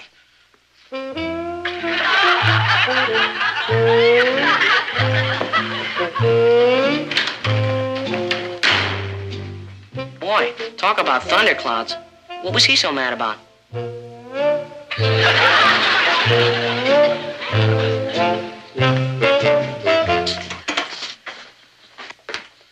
Here she comes, the girl with the golden voice. Did you bring any of those crazy cards with you? Good. After class, I'll take you over to the shake shop. I've been thinking up some things I want to tell you. All right, class. I'm going to hand back the essays that you turned in yesterday. And on the whole, I'm very proud of you. You did an excellent job. There was one essay in particular I think was especially good, and that was written by Patty Lane. Patty, will you come up here and read your essay to the class?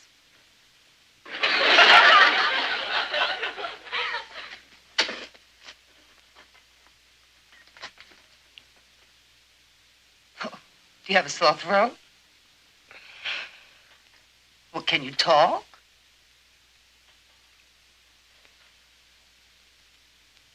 Well, come up here and read your essay. You mean you can talk, you just refuse to?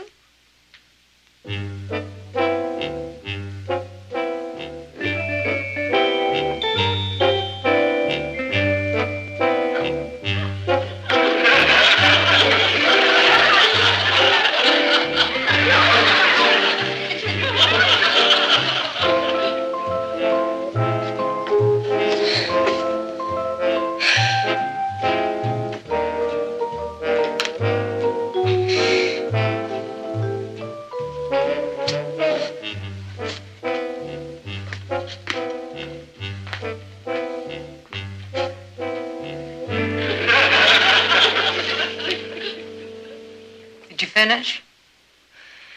100 times? Very well, then. You may do it over again. Stubborn has 2 B's.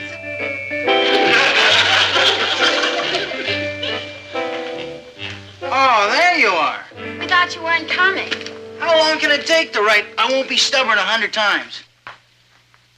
What's the matter? Can't she talk? No, but she's very big with signs. Did you bring any? Good. I was just talking to Gloria about taking her to the basketball game tonight. Oh, I know I promised you, but that was before you had your problem. I mean, what's the point of going to a basketball game if you can't yell? What are you going to do when they shoot a crucial basket? Just sit there? We'll let you know how the game turns out. Why don't we go over to the shake shop, huh?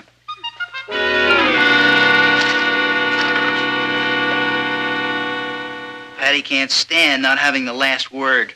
No? Look.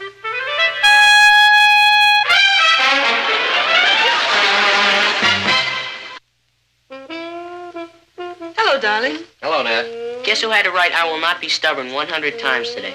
You? No, I'll give you a clue. It's a sister of mine. Oh, I'm surprised. Patty's not stubborn. It was all a misunderstanding. Miss Blake asked Patty to read her essay to the class, and Patty refused. Why? Because of her bet with you. That silly thing? Oh, Patty doesn't think it's silly. She's taking it very seriously. Well, it's all well and good, but I never intended it to interfere with her schoolwork. Maybe I better have a little talk with her. If you do, it's going to be very one-sided. She's really stuck to this, hasn't she? 2 whole days. Of course, it's a little like damming up Niagara Falls. When you open the floodgates, run for your life. She probably won't stop talking for a month. But you know, I bet there isn't another teenager in the country who could go 3 days without talking. Maybe you should bottle this. Then you'd make a fortune. I think some of the other children are getting in digs at Patty. And another thing, Richard is taking Gloria to the basketball game tonight. Say, Nat, why don't I just call this whole thing off? I didn't realize it was going to be so rough on her. I could just tell Patty that I'm convinced she can do this for another day. And I've decided to throw in the sponge and pay her. I've already tried it. What do you mean? I told her that you were convinced that she could do it for another day, and you had decided to throw in the sponge and pay her. What did she say? She said no. Well, she didn't exactly say no. She shook her head no. But why? I mean, she's just out to get the money. Oh, that's what I thought, and we were both wrong. It's the principle of the thing. She is determined to stick it out, Martin. Yeah, well, maybe if I had a little talk with her. Won't do any good. Her mind is made up. Miss Blake was right. She is stubborn.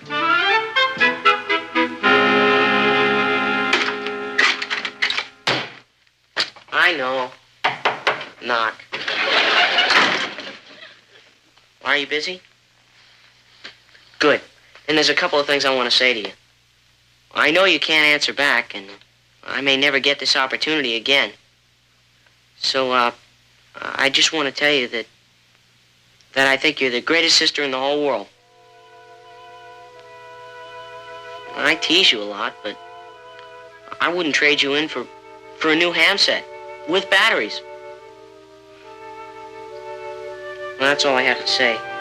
I'll start yelling at you when you can yell back. Come on, cut it out. It's anything I can't stand. It's a sentimental thing.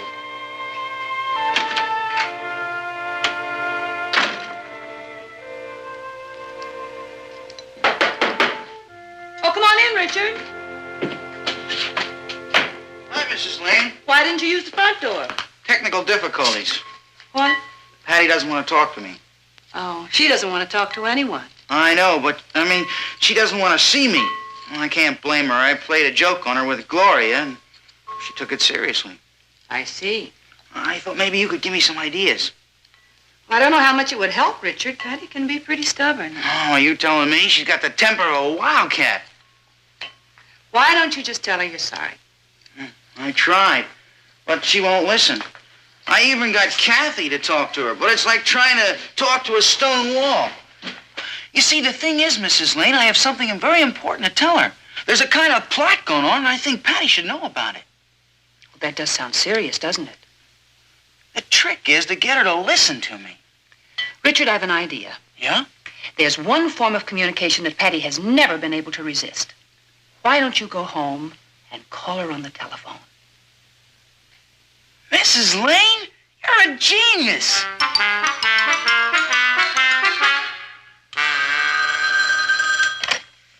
Patty? Hello? Are you there? Can you hear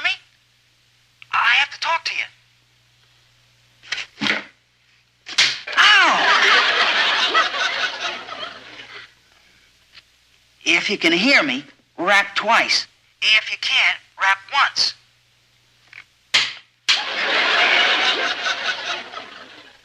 You don't have to yell.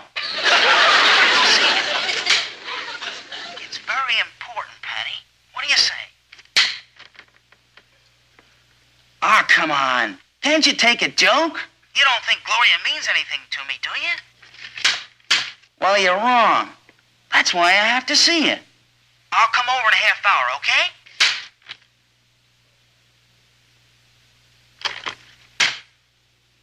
Thanks a lot, Patty. I'll see you.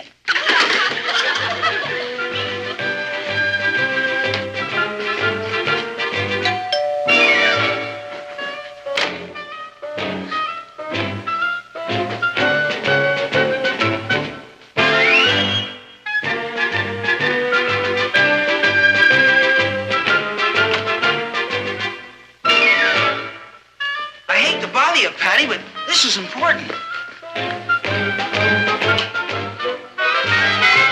I was only joking. I told you I'm sorry. I admit I was wrong. I'm crazy about you. Patty, are you all right? Kiss me once for no and twice for yes. Oh, that's better. Can you talk now? Oh, well, when will you be able to talk? I'm not asking for me. I'm asking because I think you're in trouble. You know, Gloria tried out for the debating team, too. And she was pretty sore when they picked you and not her. They picked her as an alternate. Well, I just found out. At the meeting tomorrow, she's going to ask them to remove you from the team so she can take your place. It's a pretty dirty trick. It's kind of clever when you think about it. Oh, I called you as soon as I heard. Boy, holding a telephone conversation with you is pretty hard on the eardrums. Well, what are you going to do?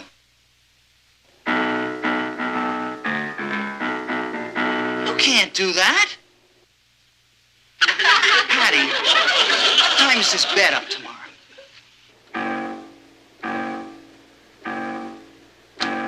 4 o'clock. You know what time the meeting is? 3:30. That is the meanest trick I've ever heard of. There must be something you can do, Patty. You go into that meeting tomorrow and you say. All right, then write it. No, I suppose you're right. If Gloria's out to get you and you can't talk, you don't stand much of a chance. Patty, why don't you forget about the bet? Actually, it's only a half hour's difference. Your father wouldn't mind. Isn't it important to you to be on the debating team? You're not going to let Gloria get away with this. Are you?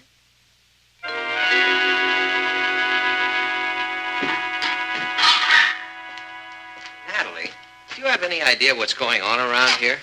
You mean all the plotting and counterplotting? Oh, yes, Richard briefed me. Well, it's like something out of James Bond. I mean, I'm the last man in the world to meddle in the affairs of young America, but Gloria's plan to get Patty off the debating team is diabolical. I know. There's only one other person I know who could have thought up a scheme like that. Who's that? Patty. Well, it just isn't fair. I mean, Patty earned her place on that team. Now she's going to lose it because of a silly bet. Oh, perhaps she won't lose it. Well, Gloria's got that meeting scheduled for 30 minutes before Patty can talk. Patty can always cancel the bet. Oh, she won't. I just tried that again. What'd she say? She didn't say anything. Just held up a sign that read, "Forget it, Popple. I'm a born loser." When I went up to see her, she held up a sign that said, "If silence is golden, I'm going to be a very rich kid." At least she's got a sense of humor about it. Well, I'm afraid I haven't. It's all right for Patty to joke, but I know how much being on that debating team means to her. She's wanted it all year. There must be something we can do. What? Well, for one thing, I could go to that meeting tomorrow and And? make a fool of myself.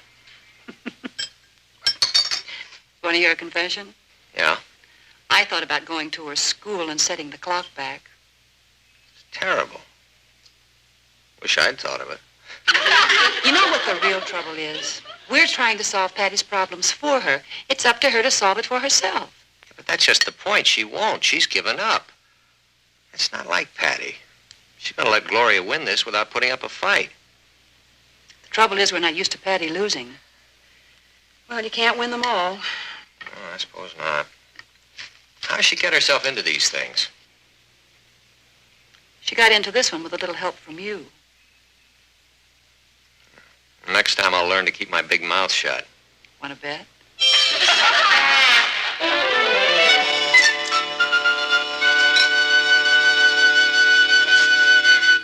Why don't we get started?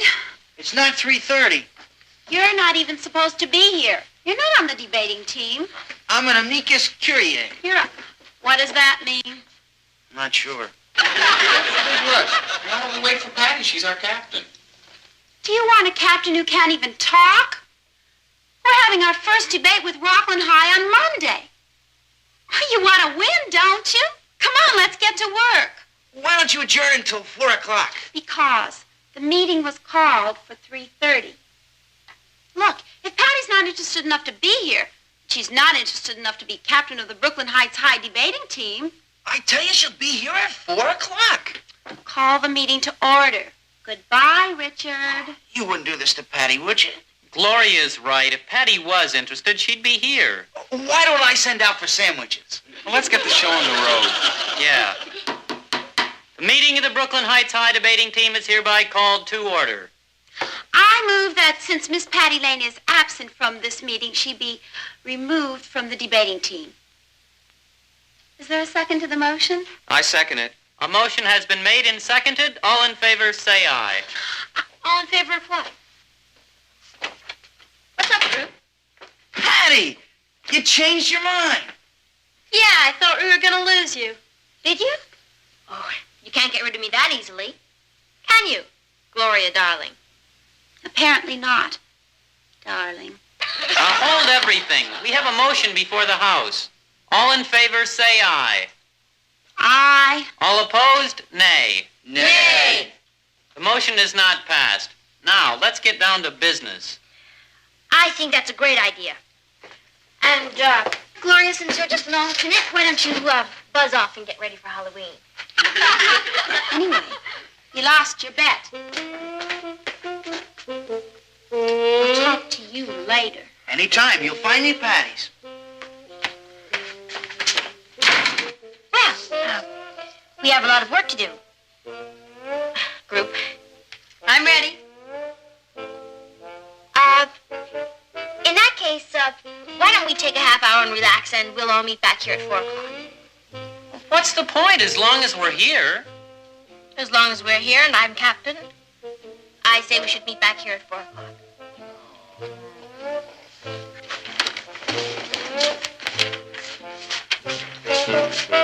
Boy, I didn't think you were going to get here on time. Neither did I. You decided this was more important than the bet, huh? Yeah. Oh, who wants to win a silly old bet? Well, that's funny.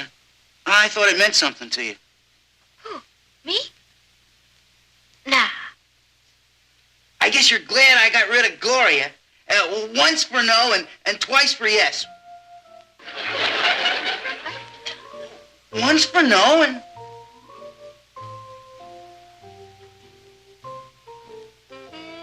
No! What's the matter, Kathy? That's the least you can do for Patty.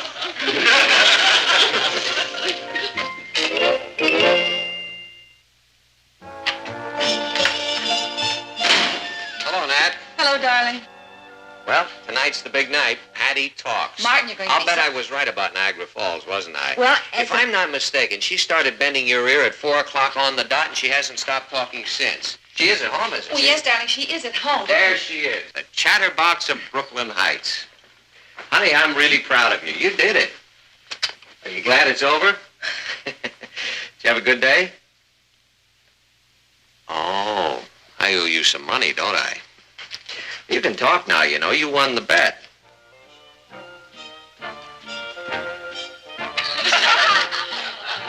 Laryngitis. I've been trying to tell you.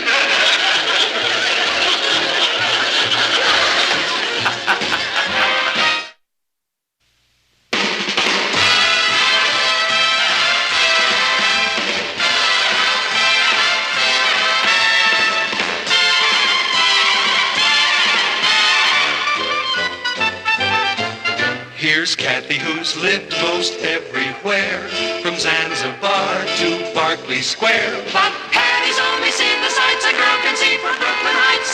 What a crazy pair! But they're cousins, identical cousins, and you'll find they laugh alike, They walk alike, at times they even talk alike. You can lose your mind when cousins are two. It's gonna rain tonight. Sally, they have typhoons in Hawaii, but did they stop living? Yeah, well, okay, thanks for letting me know anyway. Bye. How do you like that? Sally's calling off the luau because of the weather. I heard the predictions for rain. That means I'll have to sit around here all night. What's wrong with spending a quiet evening at home for a change? I remember when I was a girl. Mom, please, not again with the covered wagon days. Well, we used to have some pretty good times on a rainy Friday night. Fire in the fireplace, popping corn, roasting marshmallows. Scraping buffalo hides. Hey, maybe Rich would like to take me to a movie tonight. I'll give him a jingle. Patty, you can't call him and ask him to take you. Mom, I'm not going to ask him. Richard may not be the greatest boyfriend in the world, but he has one redeeming feature. He can be conned. When you're through blackmailing, come help me with dinner. Okay. I think we'll have the rest of that corned beef tonight. Hi, Rich. Patty. I've been noticing lately you're getting very nervous. I think you should do something to relax. You know, like see a movie or read a good book. You what? You want to take me to a movie tonight? Richard, I can always count on you to come up with a great idea. 7:30. Check. Bye.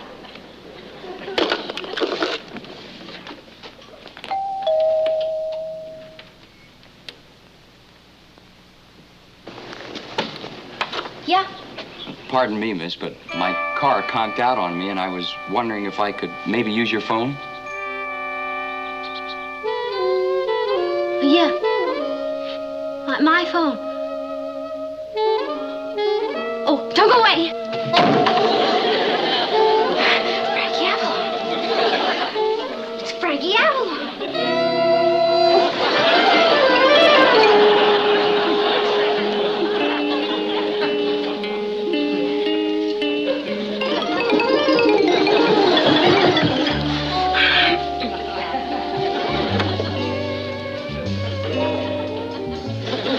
Won't you come in?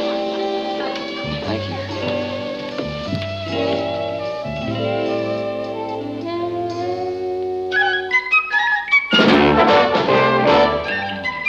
Meet Kathy, who lived most everywhere, from Zanzibar to Berkeley Square. But Patty's only seen the sights a girl can see from Brooklyn Heights. What a crazy pair! But they're cousins, identical cousins all the way. One pair of matching bookends, different as night and day. Where Kathy adores a minuet, The ballet russe and crepe Suzette. Our Patty loves her rock and roll, the hot dog makes her lose control. What a wild duet! Still they're cousins, identical cousins, and you'll find they laugh alike, they walk alike, at times they even talk alike. You can lose your mind when cousins are two of a kind.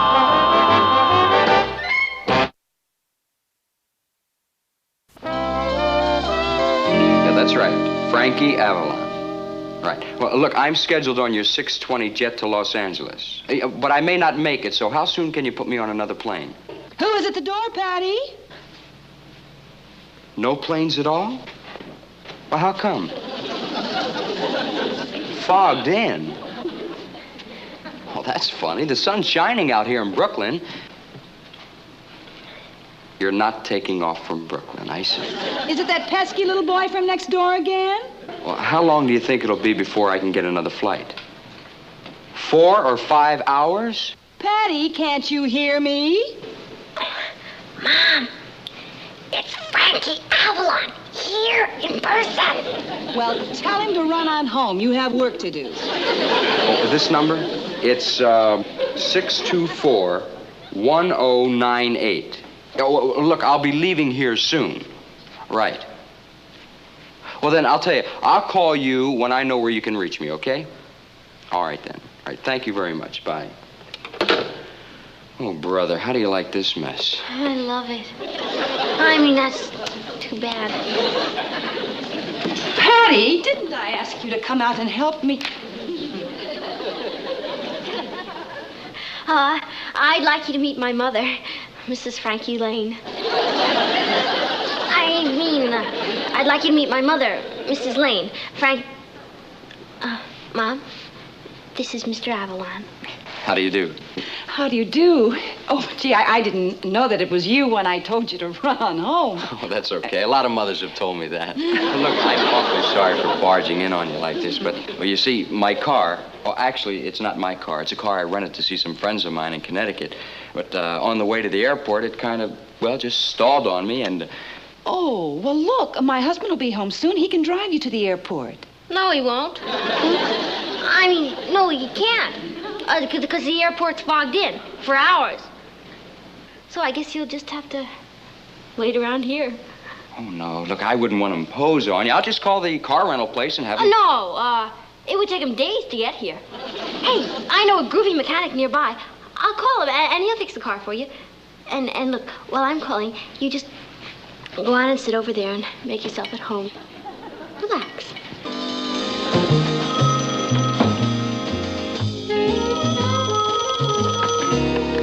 Hello? Richard? Hi. Would you be a doll and come over and do a tiny little favor for me? I want you to fix a car for a friend of the family. Gee, Patty, I just got out of my work clothes and started to clean up for our date.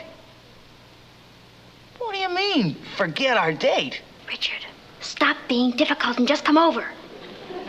But don't hurry. But you just told... Hello?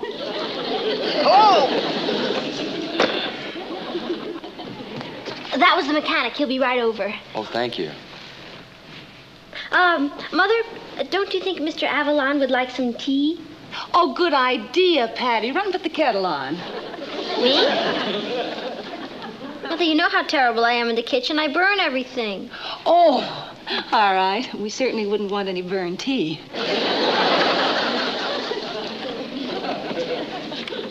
Well, here we are.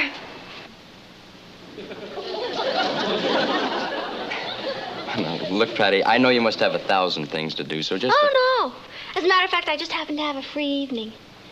And, you know, there's nothing I like better than a quiet, rainy evening at home, don't you? Hey, Patty! Don't go away.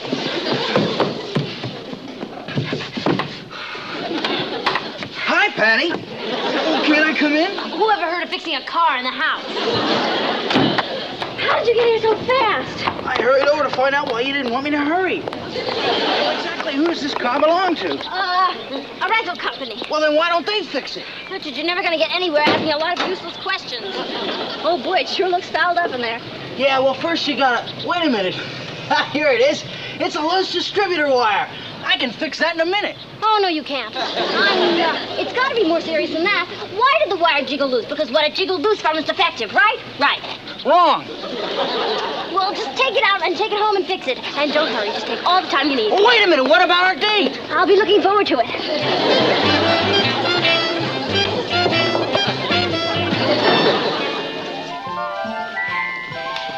That was the mechanic. Oh, good. Will it take him long?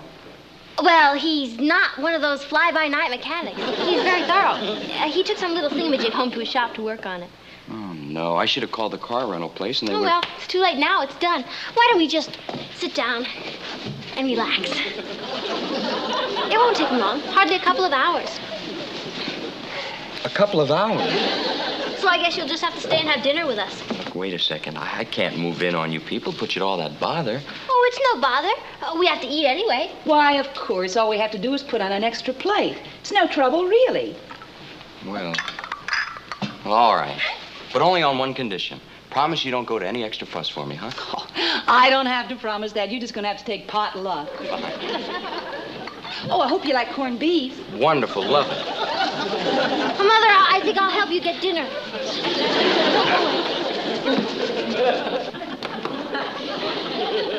Now, look, this is perfectly good food, and I don't intend to waste it. Mom, he's a star. A Hollywood star. He probably eats lobster Commodore for breakfast. Thermidor. Oh, whatever it is. Certainly not leftover corned beef. You know, now that I look at this, there's not as much left as I thought. No. Maybe we had better have something else. Now you walk in his face. I'll call the butcher and see what he's got that's nice. And expensive. Well, get some caviar, too.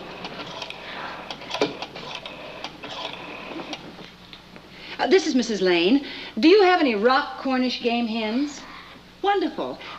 We'll need 6. And could you send them over right away, please? Thank you. Oh, that's great. He'll love those rock Cornish gamish things. Mom, now would you run next door and borrow Mrs. Marlowe's good silverware? Oh, Patty, I'm not going to put on airs just because he's a celebrity. Mom, he's not just a celebrity. He's Frankie Avalon. Please, I gotta get back in there. Please, Mom. For goodness sake. Our tableware is plenty good enough for us, but not for Frankie Avalon.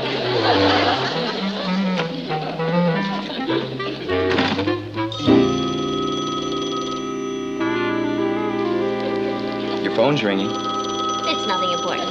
It might be the airport calling. Oh, I'll get it. But don't go away. Yes. Hi, Patty. This is Roz. Listen, Gloria's having some of the luau kids over to her house tonight, and you're invited, so bring Richard. And I want to borrow back my orange pants, so I'll drop by and... What do you mean, no? But I want to wear them tonight. Okay, so I'll put them on the porch for you. Right? Oh, I'll put them in a plastic bag. Why would I want to keep you out of the house?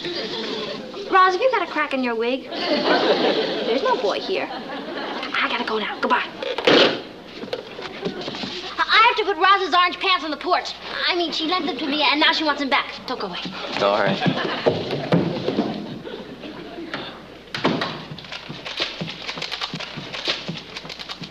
Man, you sure took care of Roz's pants in a hurry. I didn't know anyone was here. Frankie Avalon.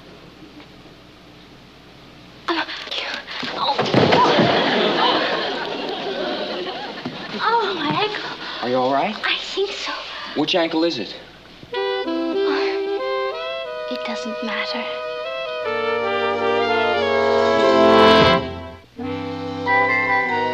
Easy now.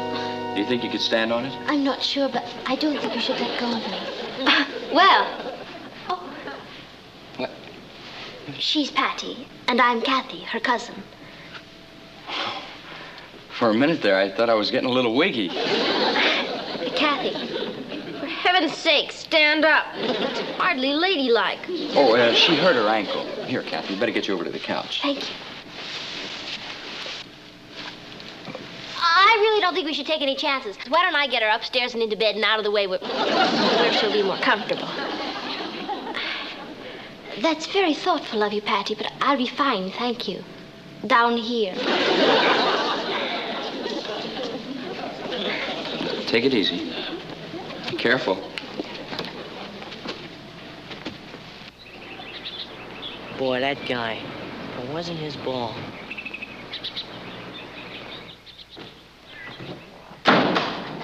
Lost another game. That stupid quarterback. What an... Oh, Ross, this is Frankie Avalon. Hi. Hi. Hi, Tommy. 4th down, 37 yards to go, and he calls for a quarterback sneak. Oh, an afternoon.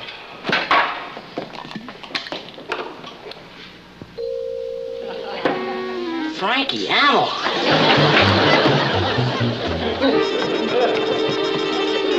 It is you. Yeah. Oh, Ross, flake off. Now, if someone can tell me where I can find a basin, we'll start soaking that ankle. Oh, well, there's one in the kitchen under the sink, but really, you shouldn't do all this for me. Hey, Eddie, guess what we got at our house? You'll never be able to guess, so I tell you. What do you think you're doing? You blabbermouth, shh. I don't want a whole bunch of kids swarming all over here bugging him. As a matter of fact, there are a couple here now I'd like to get rid of. Can't I just tell Eddie? He's always bragging about the time Fabian stopped at his dad's gas station. No, I don't want you to tell anybody. Now, why don't you just go upstairs and do your homework or something?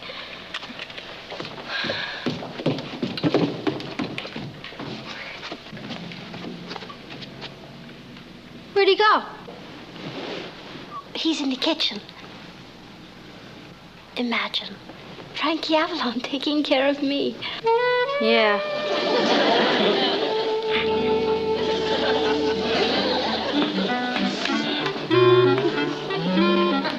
Oh, me. Here, Frankie, I'll do that. Oh, that's all right. Hey, Patty, Roz is there to see you. Roz! Oh, no. Don't go away.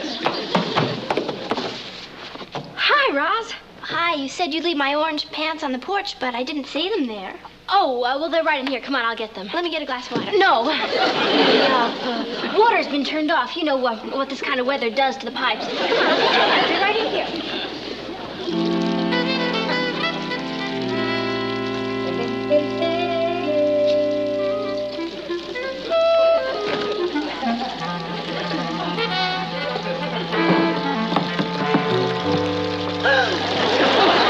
What are you doing in here? I mean... Kathy sprained her ankle a little, and we're trying to keep the swelling down. Oh, well, for heaven's sake, you shouldn't be doing that.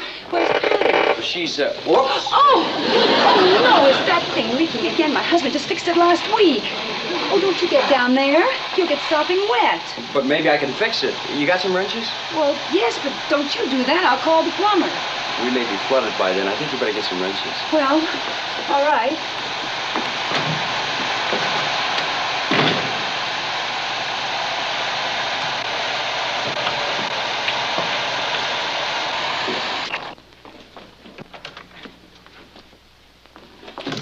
Oh, good. You fixed it. No, not really. I just shut the water off. Oh. You see, the problem is in this valve here. It, isn't really much, but I think I can take care of it. Oh, that little tiny leak? Well- Oh, for goodness sake, I'll call the plumber. You don't have to bother no, with that. really. We can just keep a bucket under there. No, I've got the wrenches right. That's kind of you. Oh, see, that's ridiculous. No, I'm pretty good at this sort of stuff. I'll take care of it. Oh, hello, dear. I'd like you to meet Frankie Avalon. I'm sorry, Nat, but I can't help it. A man comes home from work and finds his wife under the sink with a strange man, and she says, "Dear, I'd like you to meet Frankie Avalon." I guess there must be a logical explanation for this. Actually, you know, it's your fault. Mine? Well, if you'd fixed the plumbing properly, we wouldn't have had to be under there. No, really, it's my fault. You see, my car stalled on the way to the airport, and, well, your daughter was kind enough to let me use your phone, and... Oh, Patty, I should have known she'd be involved in this. Then I had to wait here because the airport called and said it was fogged in. Well, she's maneuvered a lot of things, but this is the first time she ever managed fog. Well, anyway, it's very nice to meet you, Frankie. Oh, thank you. Mr. Avalon, Frankie Avalon. Oh, well, listen, let me take over here. This isn't a way to treat a guest. Oh, no, look, I might as well finish. Anyway, I'm pretty good at this sort of thing. Well, the least I can do is give you a hand. Natalie? Oh, I thought you might like to borrow my samovar along with the other things. It makes a nice little dinner touch when you're having special guests. Who did you say it was? Oh, nobody at all, just a little family gathering. Oh. Well, for heaven's sake. Isn't that... Well, of course it is. Hello there. Hi. I watch you all the time on TV. Oh, thank you. Wait till I tell Marvin I saw Frankie Lane. Oh, no. Papa, come out from there. You'll hurt yourself. Oh, don't be ridiculous, Patty. I know how to handle tools.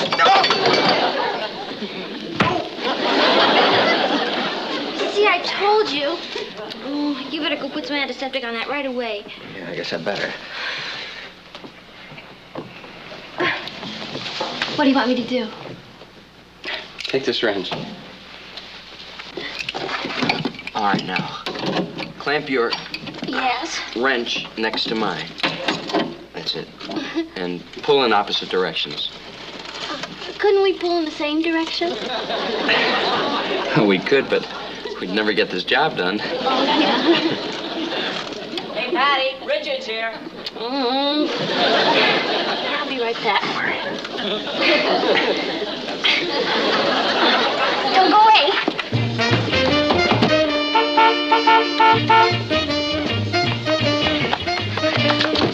you're doing?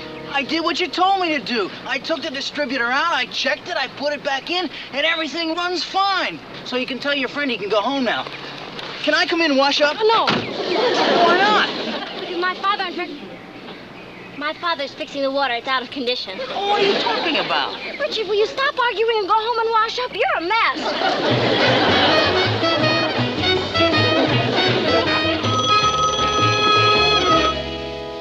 Hello? Who's calling? The airport? Which Mr. Avalon did you want to talk to? Is that the airport? Just a minute. Here he is. Oh, thank you. Hello? Yes, speaking. Oh, good. How soon? Oh, sure, I can make that. Right, thank you. Well, the fog's lifting and my plane takes off in 45 minutes. I can just about make it if I hurry. Oh, the car, Patty. What about the car? It's fixed. Oh, how can I ever thank you?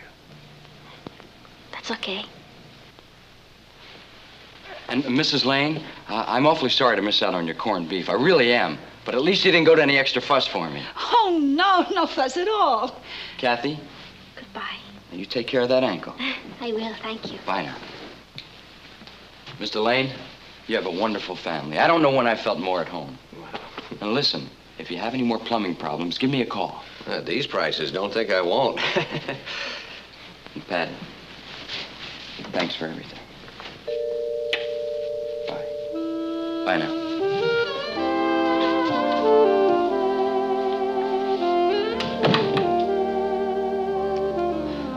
Well, if anybody's still interested in Cornish game hens by silver candlelight, you better go wash.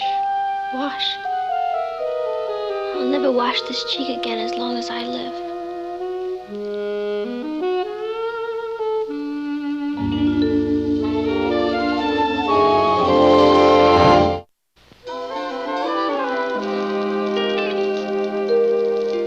Well, come on, Patty. What are we gonna do? Are we going to the movies or to Monica's? I don't know, Rich. I really don't feel like doing much of anything. Why don't we just stay home and listen to some records or something? Well, that's cheaper than going to the movies. What do you want to hear? The Stones, the Animals, the Beasts. Rich, how about something more like, what's his name? Frankie Avalon? Frankie Avalon? What a way to spend an evening.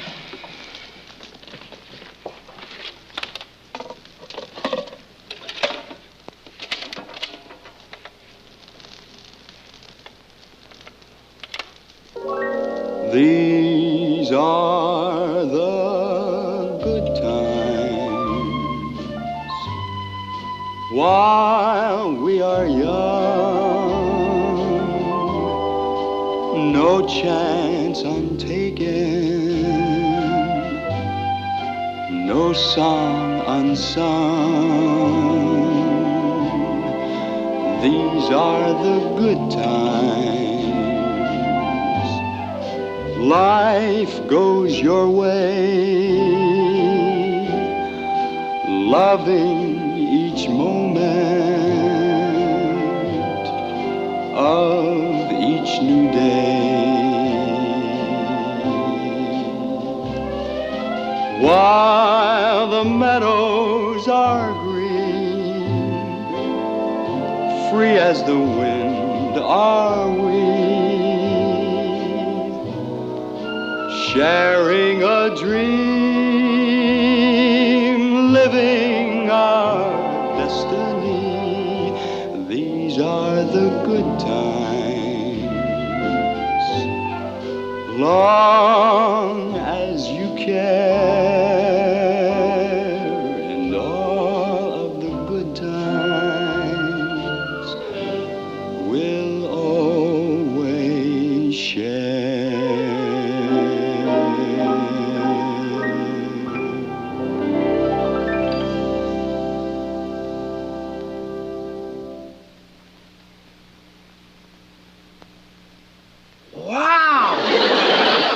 Well, what? You never kissed me like that before.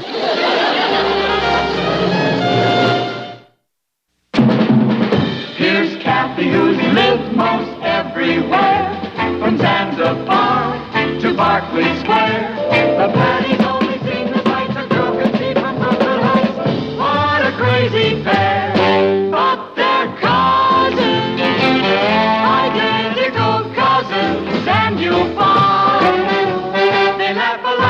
walk alike, at times they even talk alike. You can lose your mind when cousins are two of a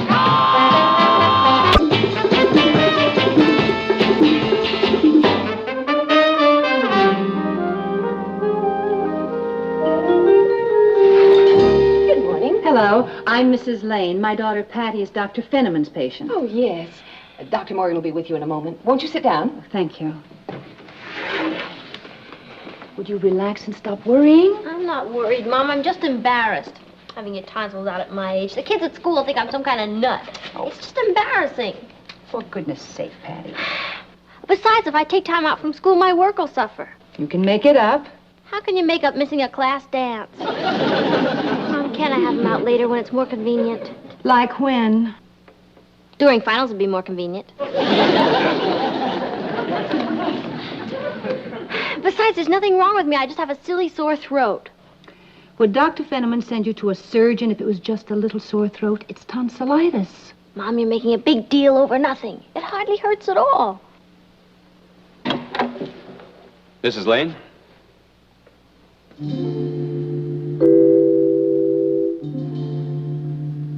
I'm Dr. Morgan. How do you do? This is Patty. How do you feel? Patty. Patty Lane. How's your throat? Oh, it's awful. Simply excruciating. Maybe you better go inside and I'll take a look at it. Thank you.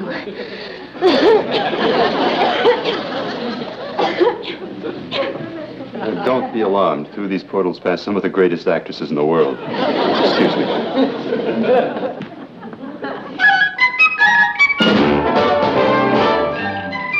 Meet Kathy, who lived most everywhere, from Zanzibar to Berkeley Square. But Patty's only seen the sights a girl can see from Brooklyn Heights. What a crazy pair! But they're cousins, identical cousins all the way. One pair of matching bookends, different as night and day. Where Kathy adores a minuet, The ballet russe and crepe Suzette.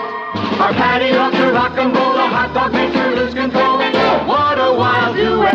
Still they're cousins, identical cousins, and you'll find they laugh alike, they walk alike, at times they even talk alike. You can lose your mind when cousins are two of a kind.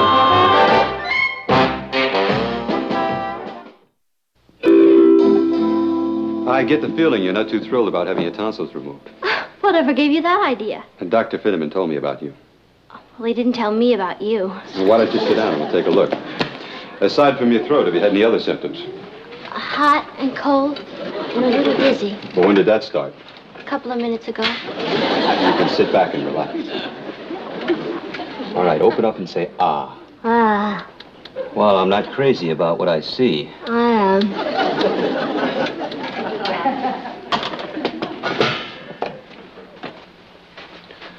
You can close your mouth now. How old are you, Patty?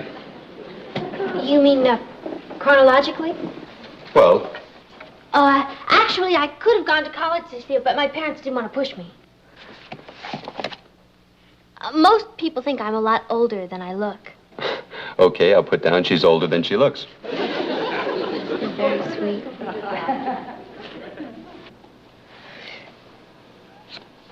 My, that's an interesting frame. Is that a relative? It's my sister. Oh. It's funny, most men have pictures of their wives in their offices. Only if they're married. Oh. Well, I might as well give you the bad news, Patty. You're going to have your tonsils out. Oh, that's terrible. The question is when. How about tonight? I'm not doing a thing. No, Friday is the first time I can take care of it. It's a date. I'll check you into the hospital on Thursday so we can prepare you. In the meantime, I want you to take these pills 3 times a day. They'll reduce infection. Well, I guess that's about it. I'll see you at the hospital. I'll be looking forward to it. I'd like to thank you very much, Doctor. You've been very kind and very considerate, and I want you to know I feel very safe being in your hands. May I ask you a personal question? Oh, yes. Is that something new? What? A jacket that buttons down the back. Oh. I'll talk to the nurse about checking you in the hospital.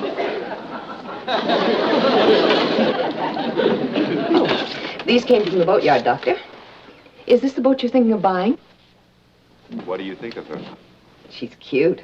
Cute. I think she's a beauty.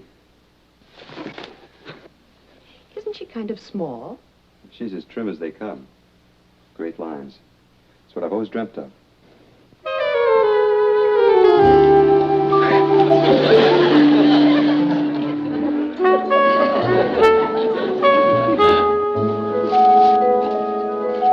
Kathy, I couldn't believe my ears. He said I was a beauty. Trim, with great lines. Patty, are you sure you didn't misunderstand? How could I? Mom was the only other person in the office. Still, don't you think you're going a little overboard with all of that? You don't think I'm going to wear my crummy kid stuff to the hospital, do you? What does he look like? Kathy, you'll absolutely flip when you see him. He's tall, with kind of streaky blonde hair, and way out eyes that kind of look at you. You know what he looks like? Have you ever seen Troy Donahue? Yes. Well, he's even better looking than that. Boy, am I glad I got an A in first aid. How we doing, hon? It balances. Got lucky, huh? What's all this? Bed jacket, negligee, and a nightgown. This stuff costs more than the operation. Well, I think Patty's got a little crush on the doctor. I thought I'd indulge her. Pretty good indulgence. Hey, how's this Dr. Morgan seem to you, anyway? Dreamy. But I mean, does he seem to know his business? Well, Patty and I were both very impressed with him. Well, I guess he does know his business. Hello? Oh, hello, Dr. Morgan.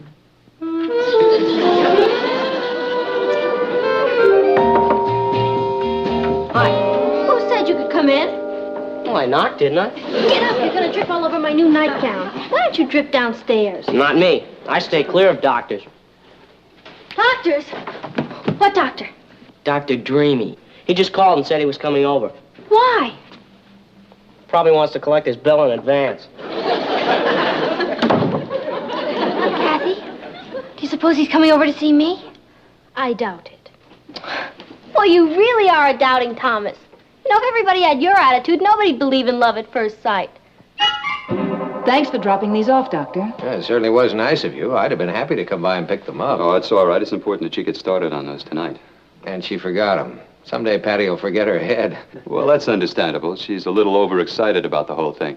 Yes. I'm afraid our Patty has a slight tendency to overdramatize. Dr. Morgan. Surprise. Hello, Patty. Have you met my mother? Yes, we met this afternoon in the office. Oh, and my father? Yes, we met. Oh. Oh, that's my cousin Kathy. Hello, Kathy. How do you do, Dr. Dreamy? Dr. Morgan. You forgot the pills I gave you this afternoon. That's why I came by. Oh, well, I'd like to thank you for looking after my welfare. Mother, have you offered our guests some refreshments? No, I haven't. Coffee, tea, or milk? I'd love some coffee. Good, I'll go make some. Oh, don't bother, Mother. You know how I love to fuss around the kitchen. You do. And it'll give all of you a chance to get better acquainted. Excuse me. Kathy, would you mind giving me a hand in the kitchen? Well, why don't we sit down and make ourselves comfortable? Was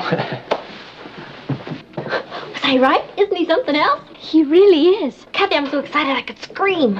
Patty, the only problem is, apparently he's just come over to drop off the pills. Are you kidding? Don't you see? That was just an excuse. Come on, we better make the coffee.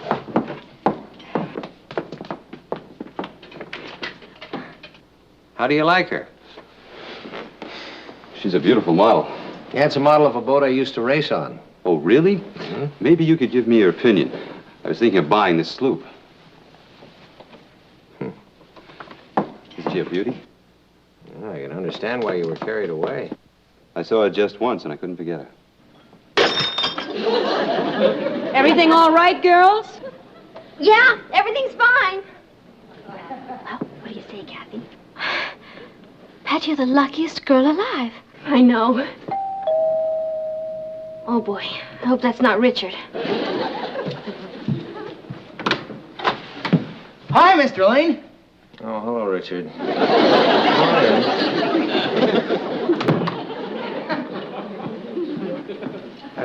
Dr. Morgan, this is Richard, a friend of Patty's. Hello, Richard. Hi. Hi, Richard. Where's Patty, Mrs. Lane? Oh, in the kitchen. I don't know what's taking so long with the coffee. I hope you're not in a hurry. I can stay as long as the dishes hold out.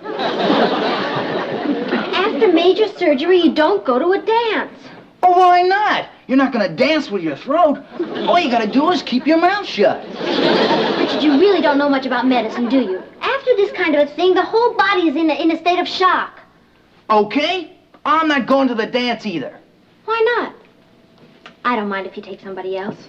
I'm not interested in taking anybody else but you. Richard, there's something I have to tell you. Yeah? You've heard of puppy love. Yeah. Well, there's nothing wrong with it. It's very sweet and very romantic. But like everything else, one day the puppy grows up. Do you understand? Hey, that's great! Well, where is it? What? The puppy they gave you because you're going into the hospital.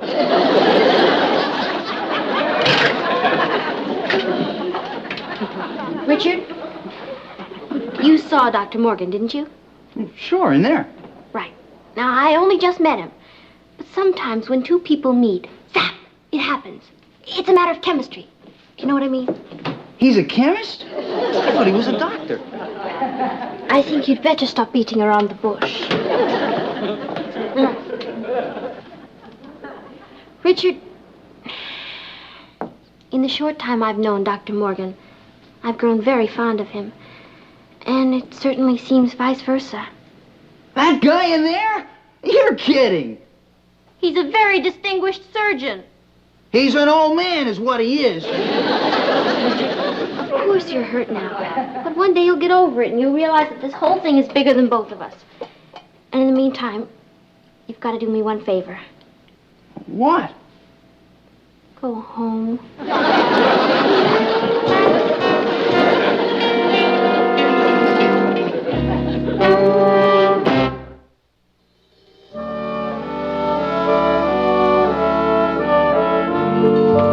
Dr. Summers, third floor reception, please. All I can say, Ross, is he's just too beautiful to be true. You heard what? That's ridiculous. Where did you hear that the doctor and I were going steady? It's all over school? Well, for your information, Roz, Dr. Morgan and I are just good friends, and the rumor you heard is absolutely, well, it's absolutely premature. Right. Goodbye. What'd she say? I'm not sure. I think she denied it. Then again, she didn't. Uh-huh. That's just what all the other girls said. I think a girl should finish her education first. Roz, how would you like to make a little sick call?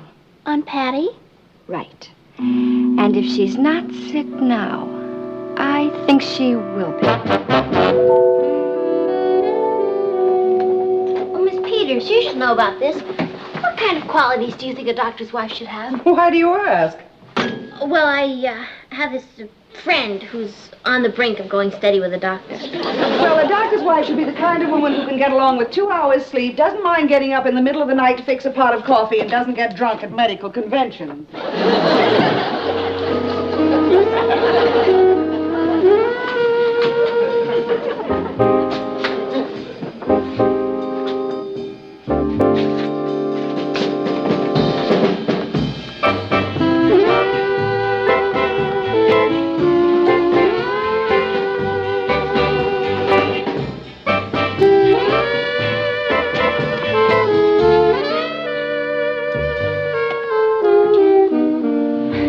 Hi there.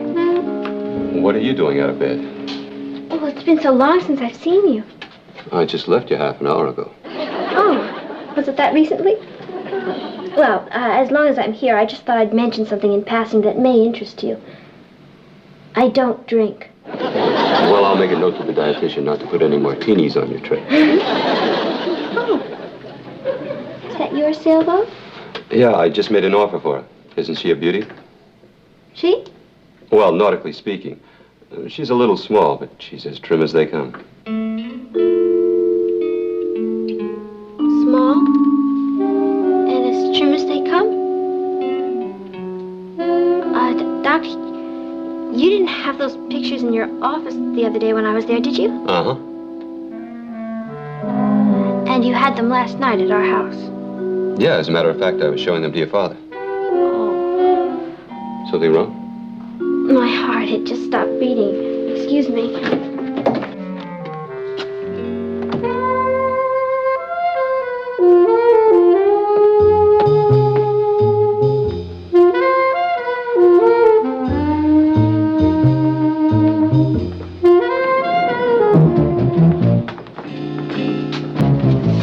Her room number's 215. It's got to be right over there. Patty! Patty! Hi! What are you doing here? We just thought we'd drop in and see how you were. Where is he? Who? Who do you think? Dr. Morgan. Oh, him who? He's, around. Oh, we're dying to meet him. Oh, well, he was just called out on an emergency in Flatbush. You just said he was around. Oh, well, that's it. He is around. In Flatbush, trying to find the emergency. Dr. Morgan. Yes, Miss Peters. Dr. Morgan? He's just too groovy. Oh, Patty, you must... Oh, look, a terrible accident. Where? Calling Dr. Paisley. Calling Dr. Paisley. I'll get this one, Joe. You get room 203.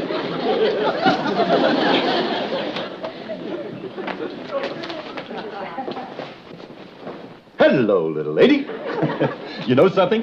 We're going to have that little old gallbladder of yours out in no time at all. Gallbladder? I already have my gallbladder out. Now, look, pussycat, who knows better, you or the doctor? Oh, but I really don't. It's all right. I'm not a doctor, but I can tell you this. A lot of people get along just swell without a gallbladder. Oh, but it's a mistake. I keep telling you it's a terrible mistake. Yeah, well, they'll be ready for you in a few minutes. Please. Relax, pussycat, relax.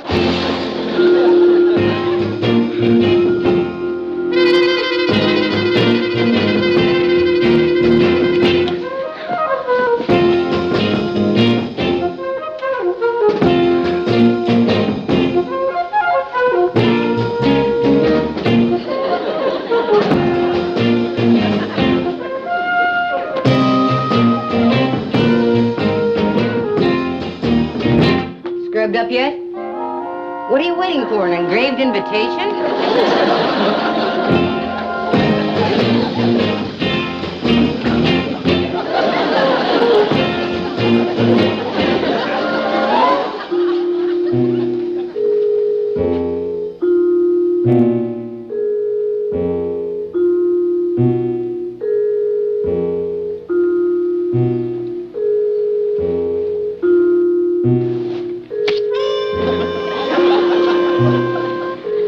I'm woozy.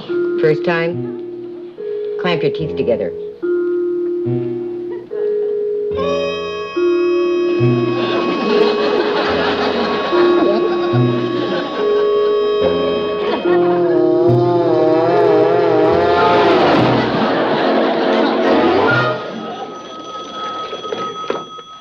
Dr. Morgan.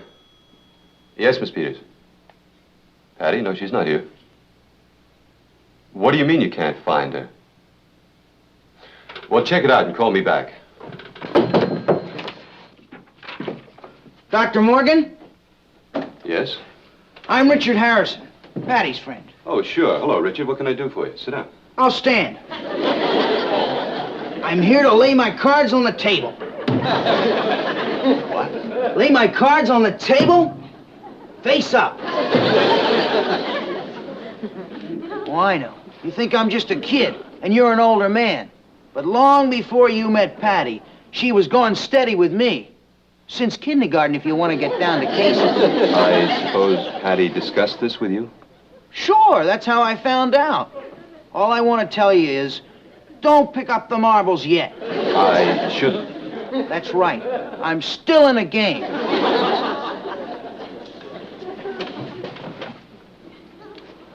Richard, I didn't know about you.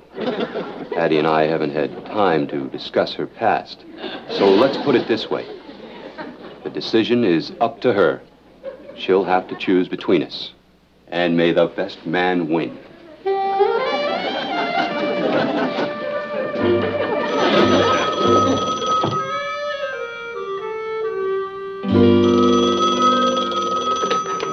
Dr. Morgan. Yes, Miss Peters.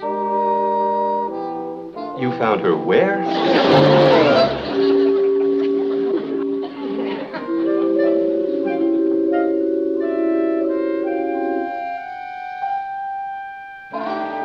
Where am I? You're back in your room.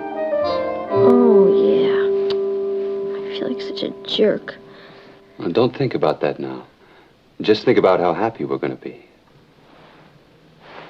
We are? Was all that about the boat just a dream? No, I'm buying the boat. But just think of all the wonderful hours we'll spend on it together alone. Would you like that? Mm-hmm. I can see you now on the deck, the wind in your hair, salt spray on your face, and at night, the moon watching down at us. Are you happy? Happy? I'm the happiest girl in the whole world.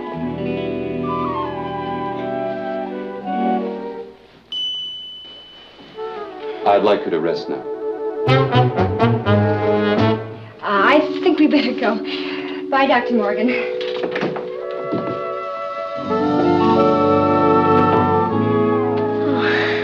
How can I ever thank you, Doctor? By taking a nap. I want you to get plenty of rest before the operation tomorrow. Okay. But you know what you just did? You saved my reputation Reputation? as the biggest liar in Brooklyn Heights High School.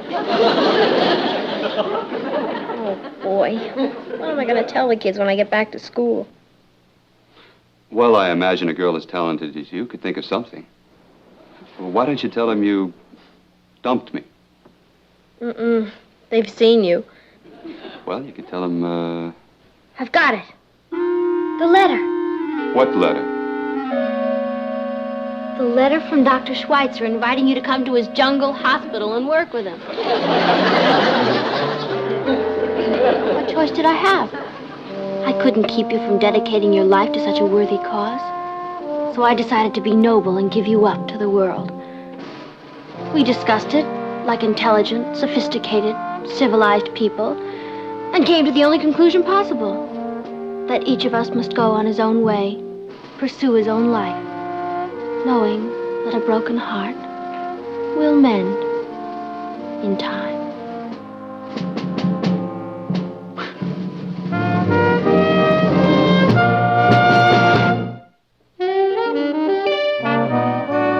No, he's going to take them out this afternoon. But from now on, it's purely a professional relationship. Of course I could wait for him, but who knows when he'll get back from the jungle. Let's face it, Ross, he's no kid now. Oh, by the way, Ross, whatever you do, don't mention a word of this to Monica. It's just between you and me. Okay? Bye. Well, let's see what other blabbermouth I should call. Hi, Patty. Hi, Rich.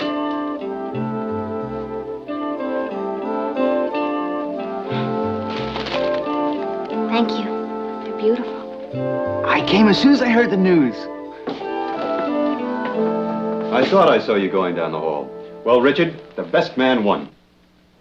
Doc, look at it this way. There are plenty of other fish in the pool. On your way over to the jungle, you might meet a very nice girl on the boat. Oh, there's a lot of spinsters that go on those cruises. The thing to do is sign up for shuffleboard, see? And, oh, be sure and take a white dinner jacket. Go for that.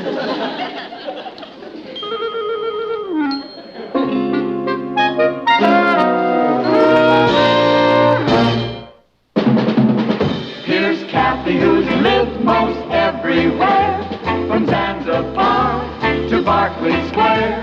The Patty's only seen the sights a girl can see from Brooklyn Heights. What a crazy pair, but they're cousins, identical cousins, and you'll find they laugh alike, they walk alike, at times they even talk alike. You can lose your mind when cousins are two.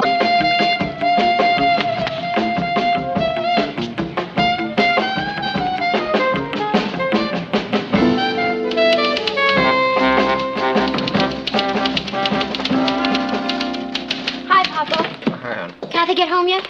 Yeah, she went upstairs. Oh, went right up to her room, huh? That's bad. What do you mean? Papa, we're all gonna have to be especially nice to her. What happened? Just about the worst thing you can imagine. She flunked an exam? No, I'm talking about something really terrible. She lost her autograph picture of Ringo Starr? Papa. Well, what is it, for Pete's sake? She wasn't invited to Monica Robinson's party. Oh. Well, I think she's strong enough to bear up under that. Papa, you don't understand. This isn't just a Saturday night get-together with hot dogs and soda pop. It's the whole bag. It's caviar and champagne. Caviar and champagne? Well, okay, pizza and punch. But if you don't get invited, you're practically an untouchable. Poor kid, she must really be shook up. Well, she didn't look particularly shook up. She didn't seem very upset. Papa, don't you recognize the Pagliacci bit when you see it? Laughing on the outside, crying on the inside. I'm gonna go cheer up her insides. Will you yell when Richard comes? Only if I see him first.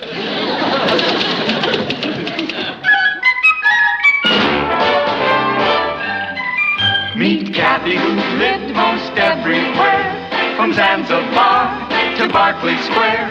But Patty's only seen the sights a girl can see from Brooklyn Heights. What a crazy pair, but they're cousins, identical cousins all the way. One pair of matching bookends, different as night and day. Where Kathy adores a minuet, The ballet russe and crepe Suzette. Our Patty loves her rock and roll, a hot dog makes her lose control. What a wild duet, still they're cousins, identical cousins, and you'll find they laugh alike, they walk alike, at times they even talk alike. You can lose your mind when cousins are two of a kind.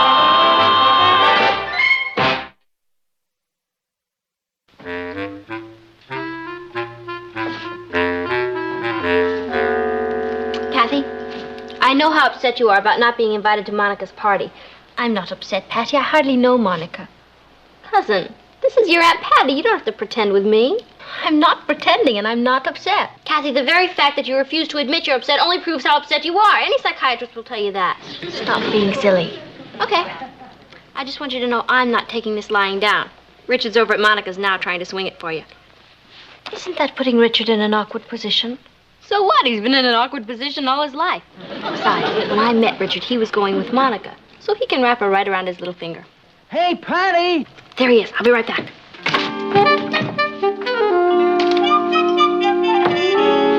Hi. How'd you make out? No sweat. Monica said she'd love to have Kathy come over. Oh, that's great.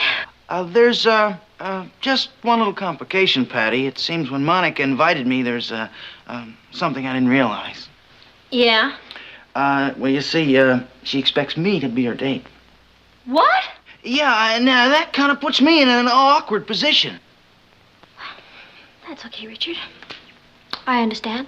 You do? Really? Oh, sure. You go ahead to the dance and have a good time. Enjoy yourself. There's just one little thing I want you to do for me.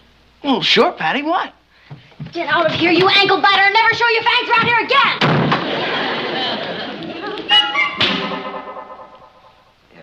Look, I'm sorry, Richard, but she won't come to the phone. I told her it was vitally important, but she said... Well, let me put it to you this way, Richard. I'm afraid you're involved in the Cold War, and you'd better think of this phone as the hotline. Now, I mean, use it only for something important, like World War III. Right. Goodbye. Martin, do you think I ought to go up and talk to her? She said she just wants to be alone. She didn't have any dinner. She's upstairs just moping around. I really think we ought to do something. Natalie, when the Greta Garbo virus strikes, you just have to give it time to wear off. But Martin...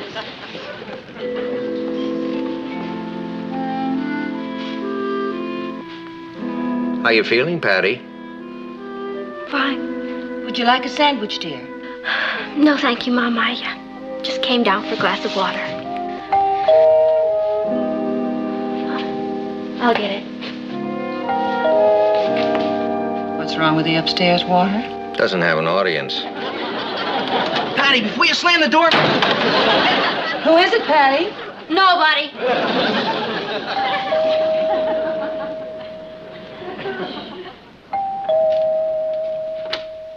What do you want, Richard Arnold? Richard Arnold? Benedict's brother. Patty, will you please open the door? I've got some great news for you. You taking me to Monica's party? Well, no, but...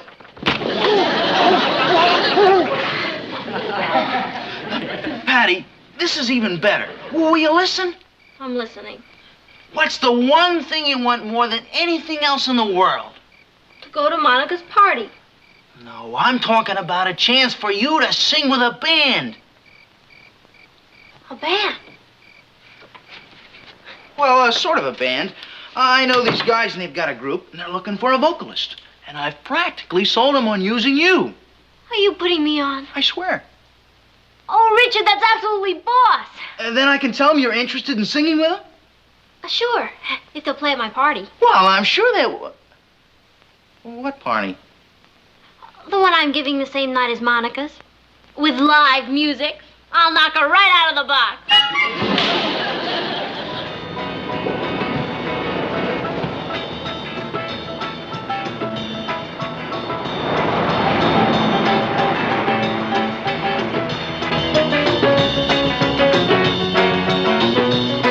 Hi, Nat.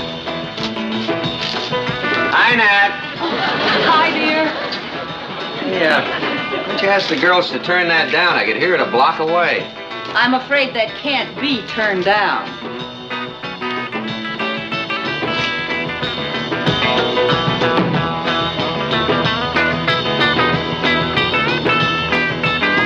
Who are they? The Shin Dogs. I don't care what's ailing them. I just want to know who they are.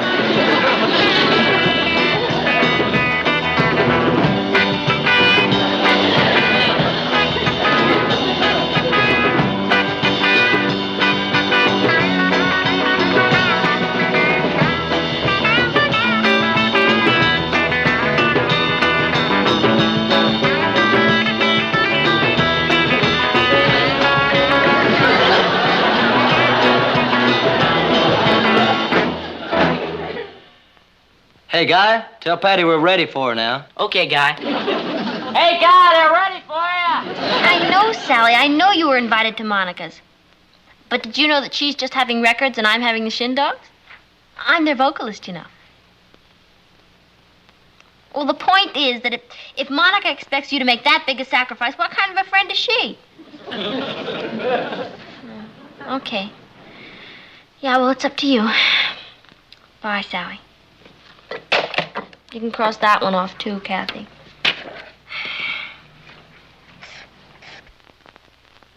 Will you make the rest of the calls while I go down and rehearse with a group? All right, Patty, but it really doesn't seem much use. We'll keep at it anyway, okay? You know, that's what I like about you English. You never say die. It's not only that I mind her having a party, I don't like her doing it to retaliate against Monica. I think we ought to do something. How about an anonymous call to the police? I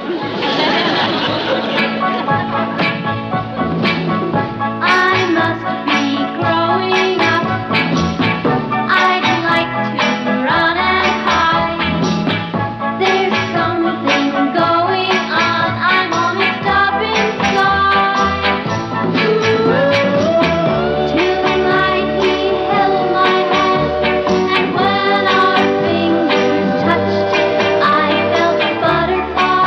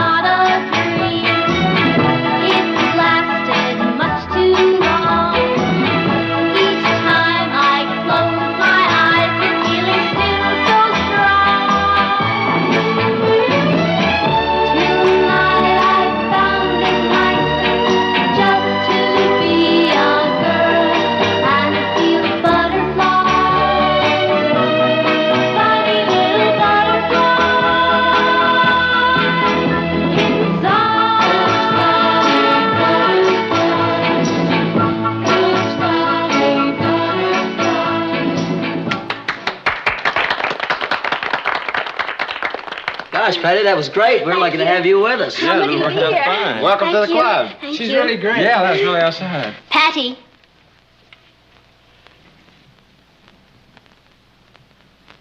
Couldn't get anybody? Wait a minute. Excuse me.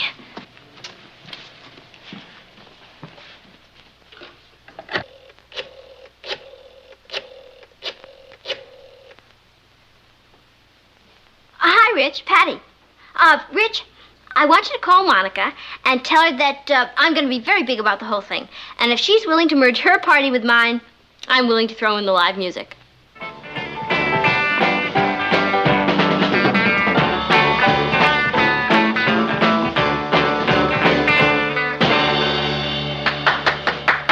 Patty, you found out which party we're going to play at? No, but Richard should be here soon with the latest developments. I sure hope you guys don't mind playing up here, but my folks thought it'd give us a little more elbow room. Oh, no sweat. This is fine. Good. Did you talk to her? What'd she say? Oh, well, her reaction was generally very favorable. Generally? Well, as far as the group coming over, that's great with her. But she was kind of bugged about one thing. Me. Well, you gotta expect it, Patty, after the way you sabotaged her. I see. That means I'm wiped out.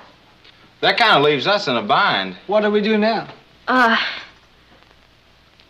I'll tell you what you're going to do, fellas. You're going to go to Monica's and play the best you know how. But, Patty. Well, don't you see, fellas? This is the break you've always been waiting for. I mean, everybody who's anybody will be at Monica's. Student council members, class officers, people who make decisions. I'll bet they even ask you to play at the prom. And then there'll be no stopping you. Nightclubs, movies, television. And when you're up there, fellas, I just want you to remember the little girl in Brooklyn Heights who didn't want to stand in your way. But what about you? Me? Forget about me. I really don't count. I'll get along. We're going to do the only decent thing. You are? Yeah. We're going to go to Monica's and play the very best we know how.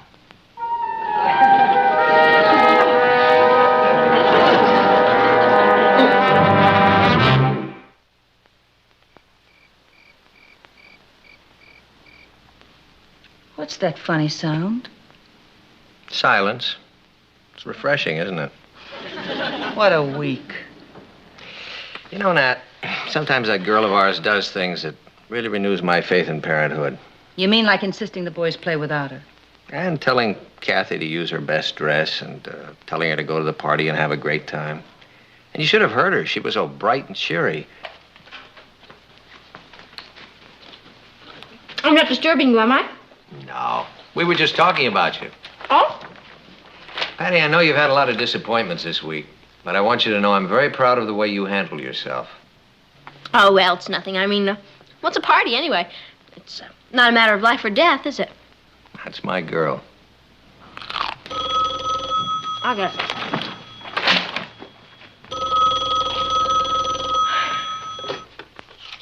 Hello? Hi, Richard. Aren't you at the party? Well, I probably shouldn't tell you this because it'll upset you. But if I don't tell you, it might upset you even more. Will you stop being so mysterious? What is it? Well, there's an uncle of Monica's here at the party. And somebody told me he's owner of the Howard Record Company. You mean a company that makes records? What else? Oh, Richard, I'll never forget you for this. Well, what are you gonna do, Patty? Never mind. Just put Kathy on the phone.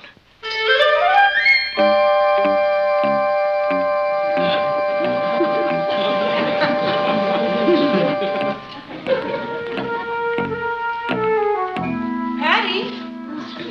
Hi. Where are you going, dear? Just out for some fresh air. See you later. Oh, wait a minute. What have you got on under there? Oh, just something I threw on. Patty, you're not really going to that party, are you? I have to, Pablo. It's a matter of life and death. Well, I hope you know what you're doing. 'Cause I sure don't.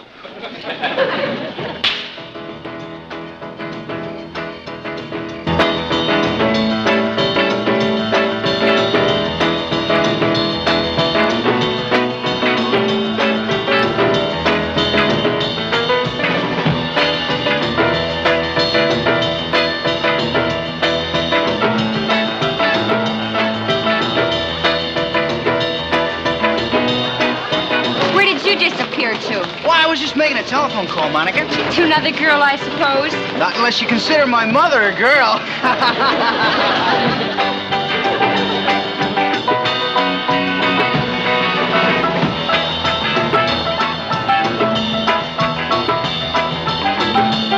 My, but it's warm. How about going out to my car? It's air conditioned. No, thank you. I don't like dancing in cars.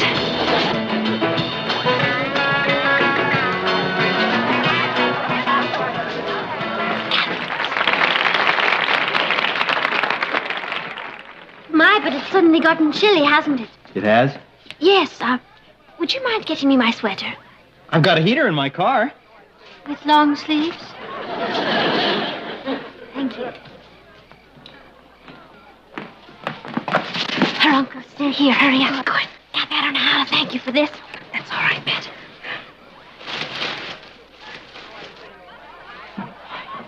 Kathy! Here I am. Got your sweater? Oh, thank you. Would you be a dear and get me a cold drink? I thought you were chilly. It just warmed up.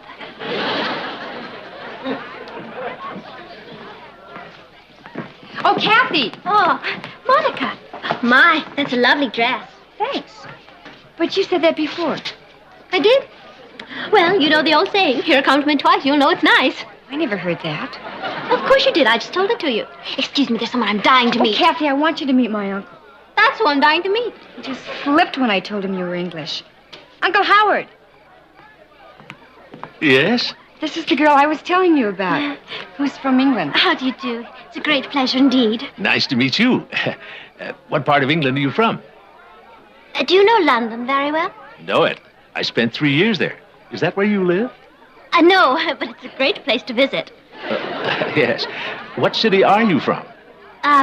Wigginton Criffet on Clough, but we call it Whiff. Clough?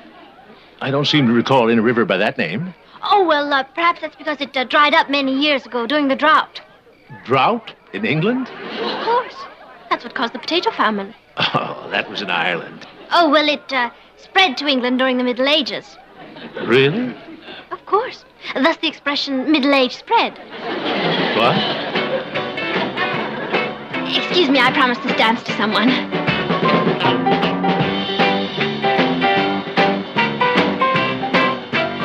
Richard, there's something funny going on around here. Where? I like a good laugh. A piece of pizza? No, thank you. Hey, Monica, is the Howard Record Company a big outfit? It's listed on the stock exchange. No kidding. Oh, I just asked because I haven't seen any of their records. Records? My uncle's in the hot dog business. But Everybody makes that mistake because his name is Howard Record. Howard Record? Holy moly! Excuse me, Monica. I have to talk to Patty. What? I mean, Kathy, about Patty. Ladies and gentlemen, it's with great pride that we present the debut of our new vocalist, Miss Kathy Lane.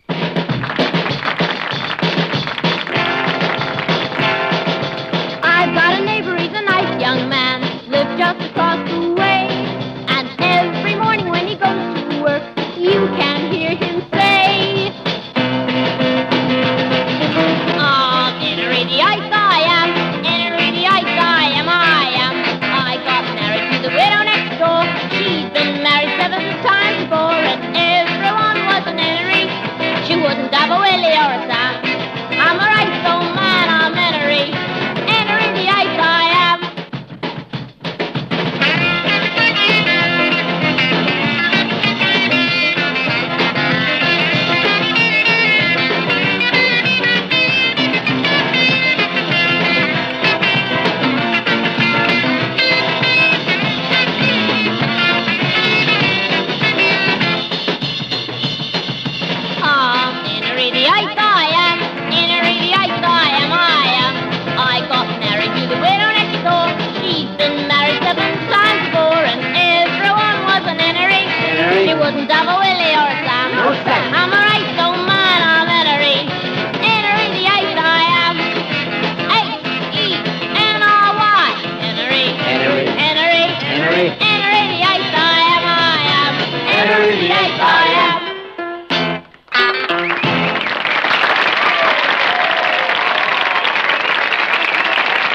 That's Patty, isn't it? How do you? Well, I'm going to put her away. You've got your nerve, Patty. Oh, Monica, you're wrong. I'm Kathy. Oh, yeah? So when did you go home and change your dress? I just had to come and tell you how much I enjoyed that. You're very good. Thank you. Will you please leave? Will you please flake off? I'm trying to talk to your uncle. I do have to run along, but before I do, I was wondering, is there any chance that you could use us? We work very cheap. I beg your pardon?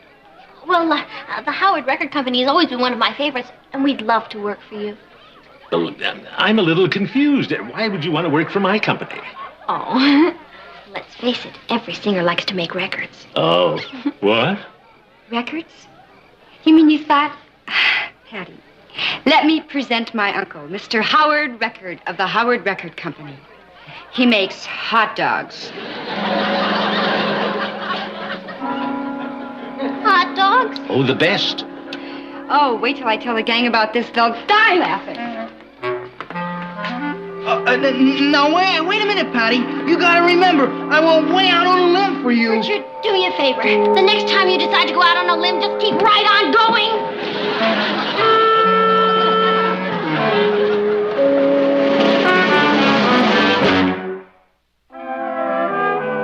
Well, let me know what comes up. Right. Oh, good morning, Patty. Morning, Papa. Say, do you have a minute? I'd like to talk to you. Okay. In here or in the den? What's the difference? Well, I just want to know if it's going to be a long or a short lecture. It isn't going to be a lecture, hon. It's just going to be a chat. Oh. Let's sit down. If it's just a chat, can't I stand up? Sit down. It's a lecture.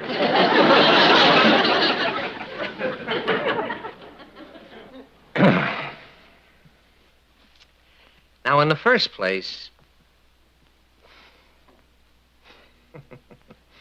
All right. What I want to say is this.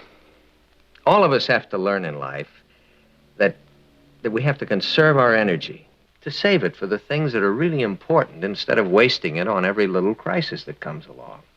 You mean Monica's party? Yeah, that's exactly what I'm referring to. Now, let's just take a look at what happened to you. All of the pain and the disappointment you went through. In the first place, you tried to organize your own party. And then you spent all of that time rehearsing with the boys. And then you finally went to the party, even though you didn't have an invitation. And you embarrassed yourself in front of all your friends. Now, what did all of that expenditure of energy lead to? Not a thing. I hate to contradict you, Papa, but you're wrong. All my energy wasn't wasted. Monica's uncle flipped over me. Well, that's nice, but what of it? What of it? Look what he gave me. Howard Record Company. No, the other side.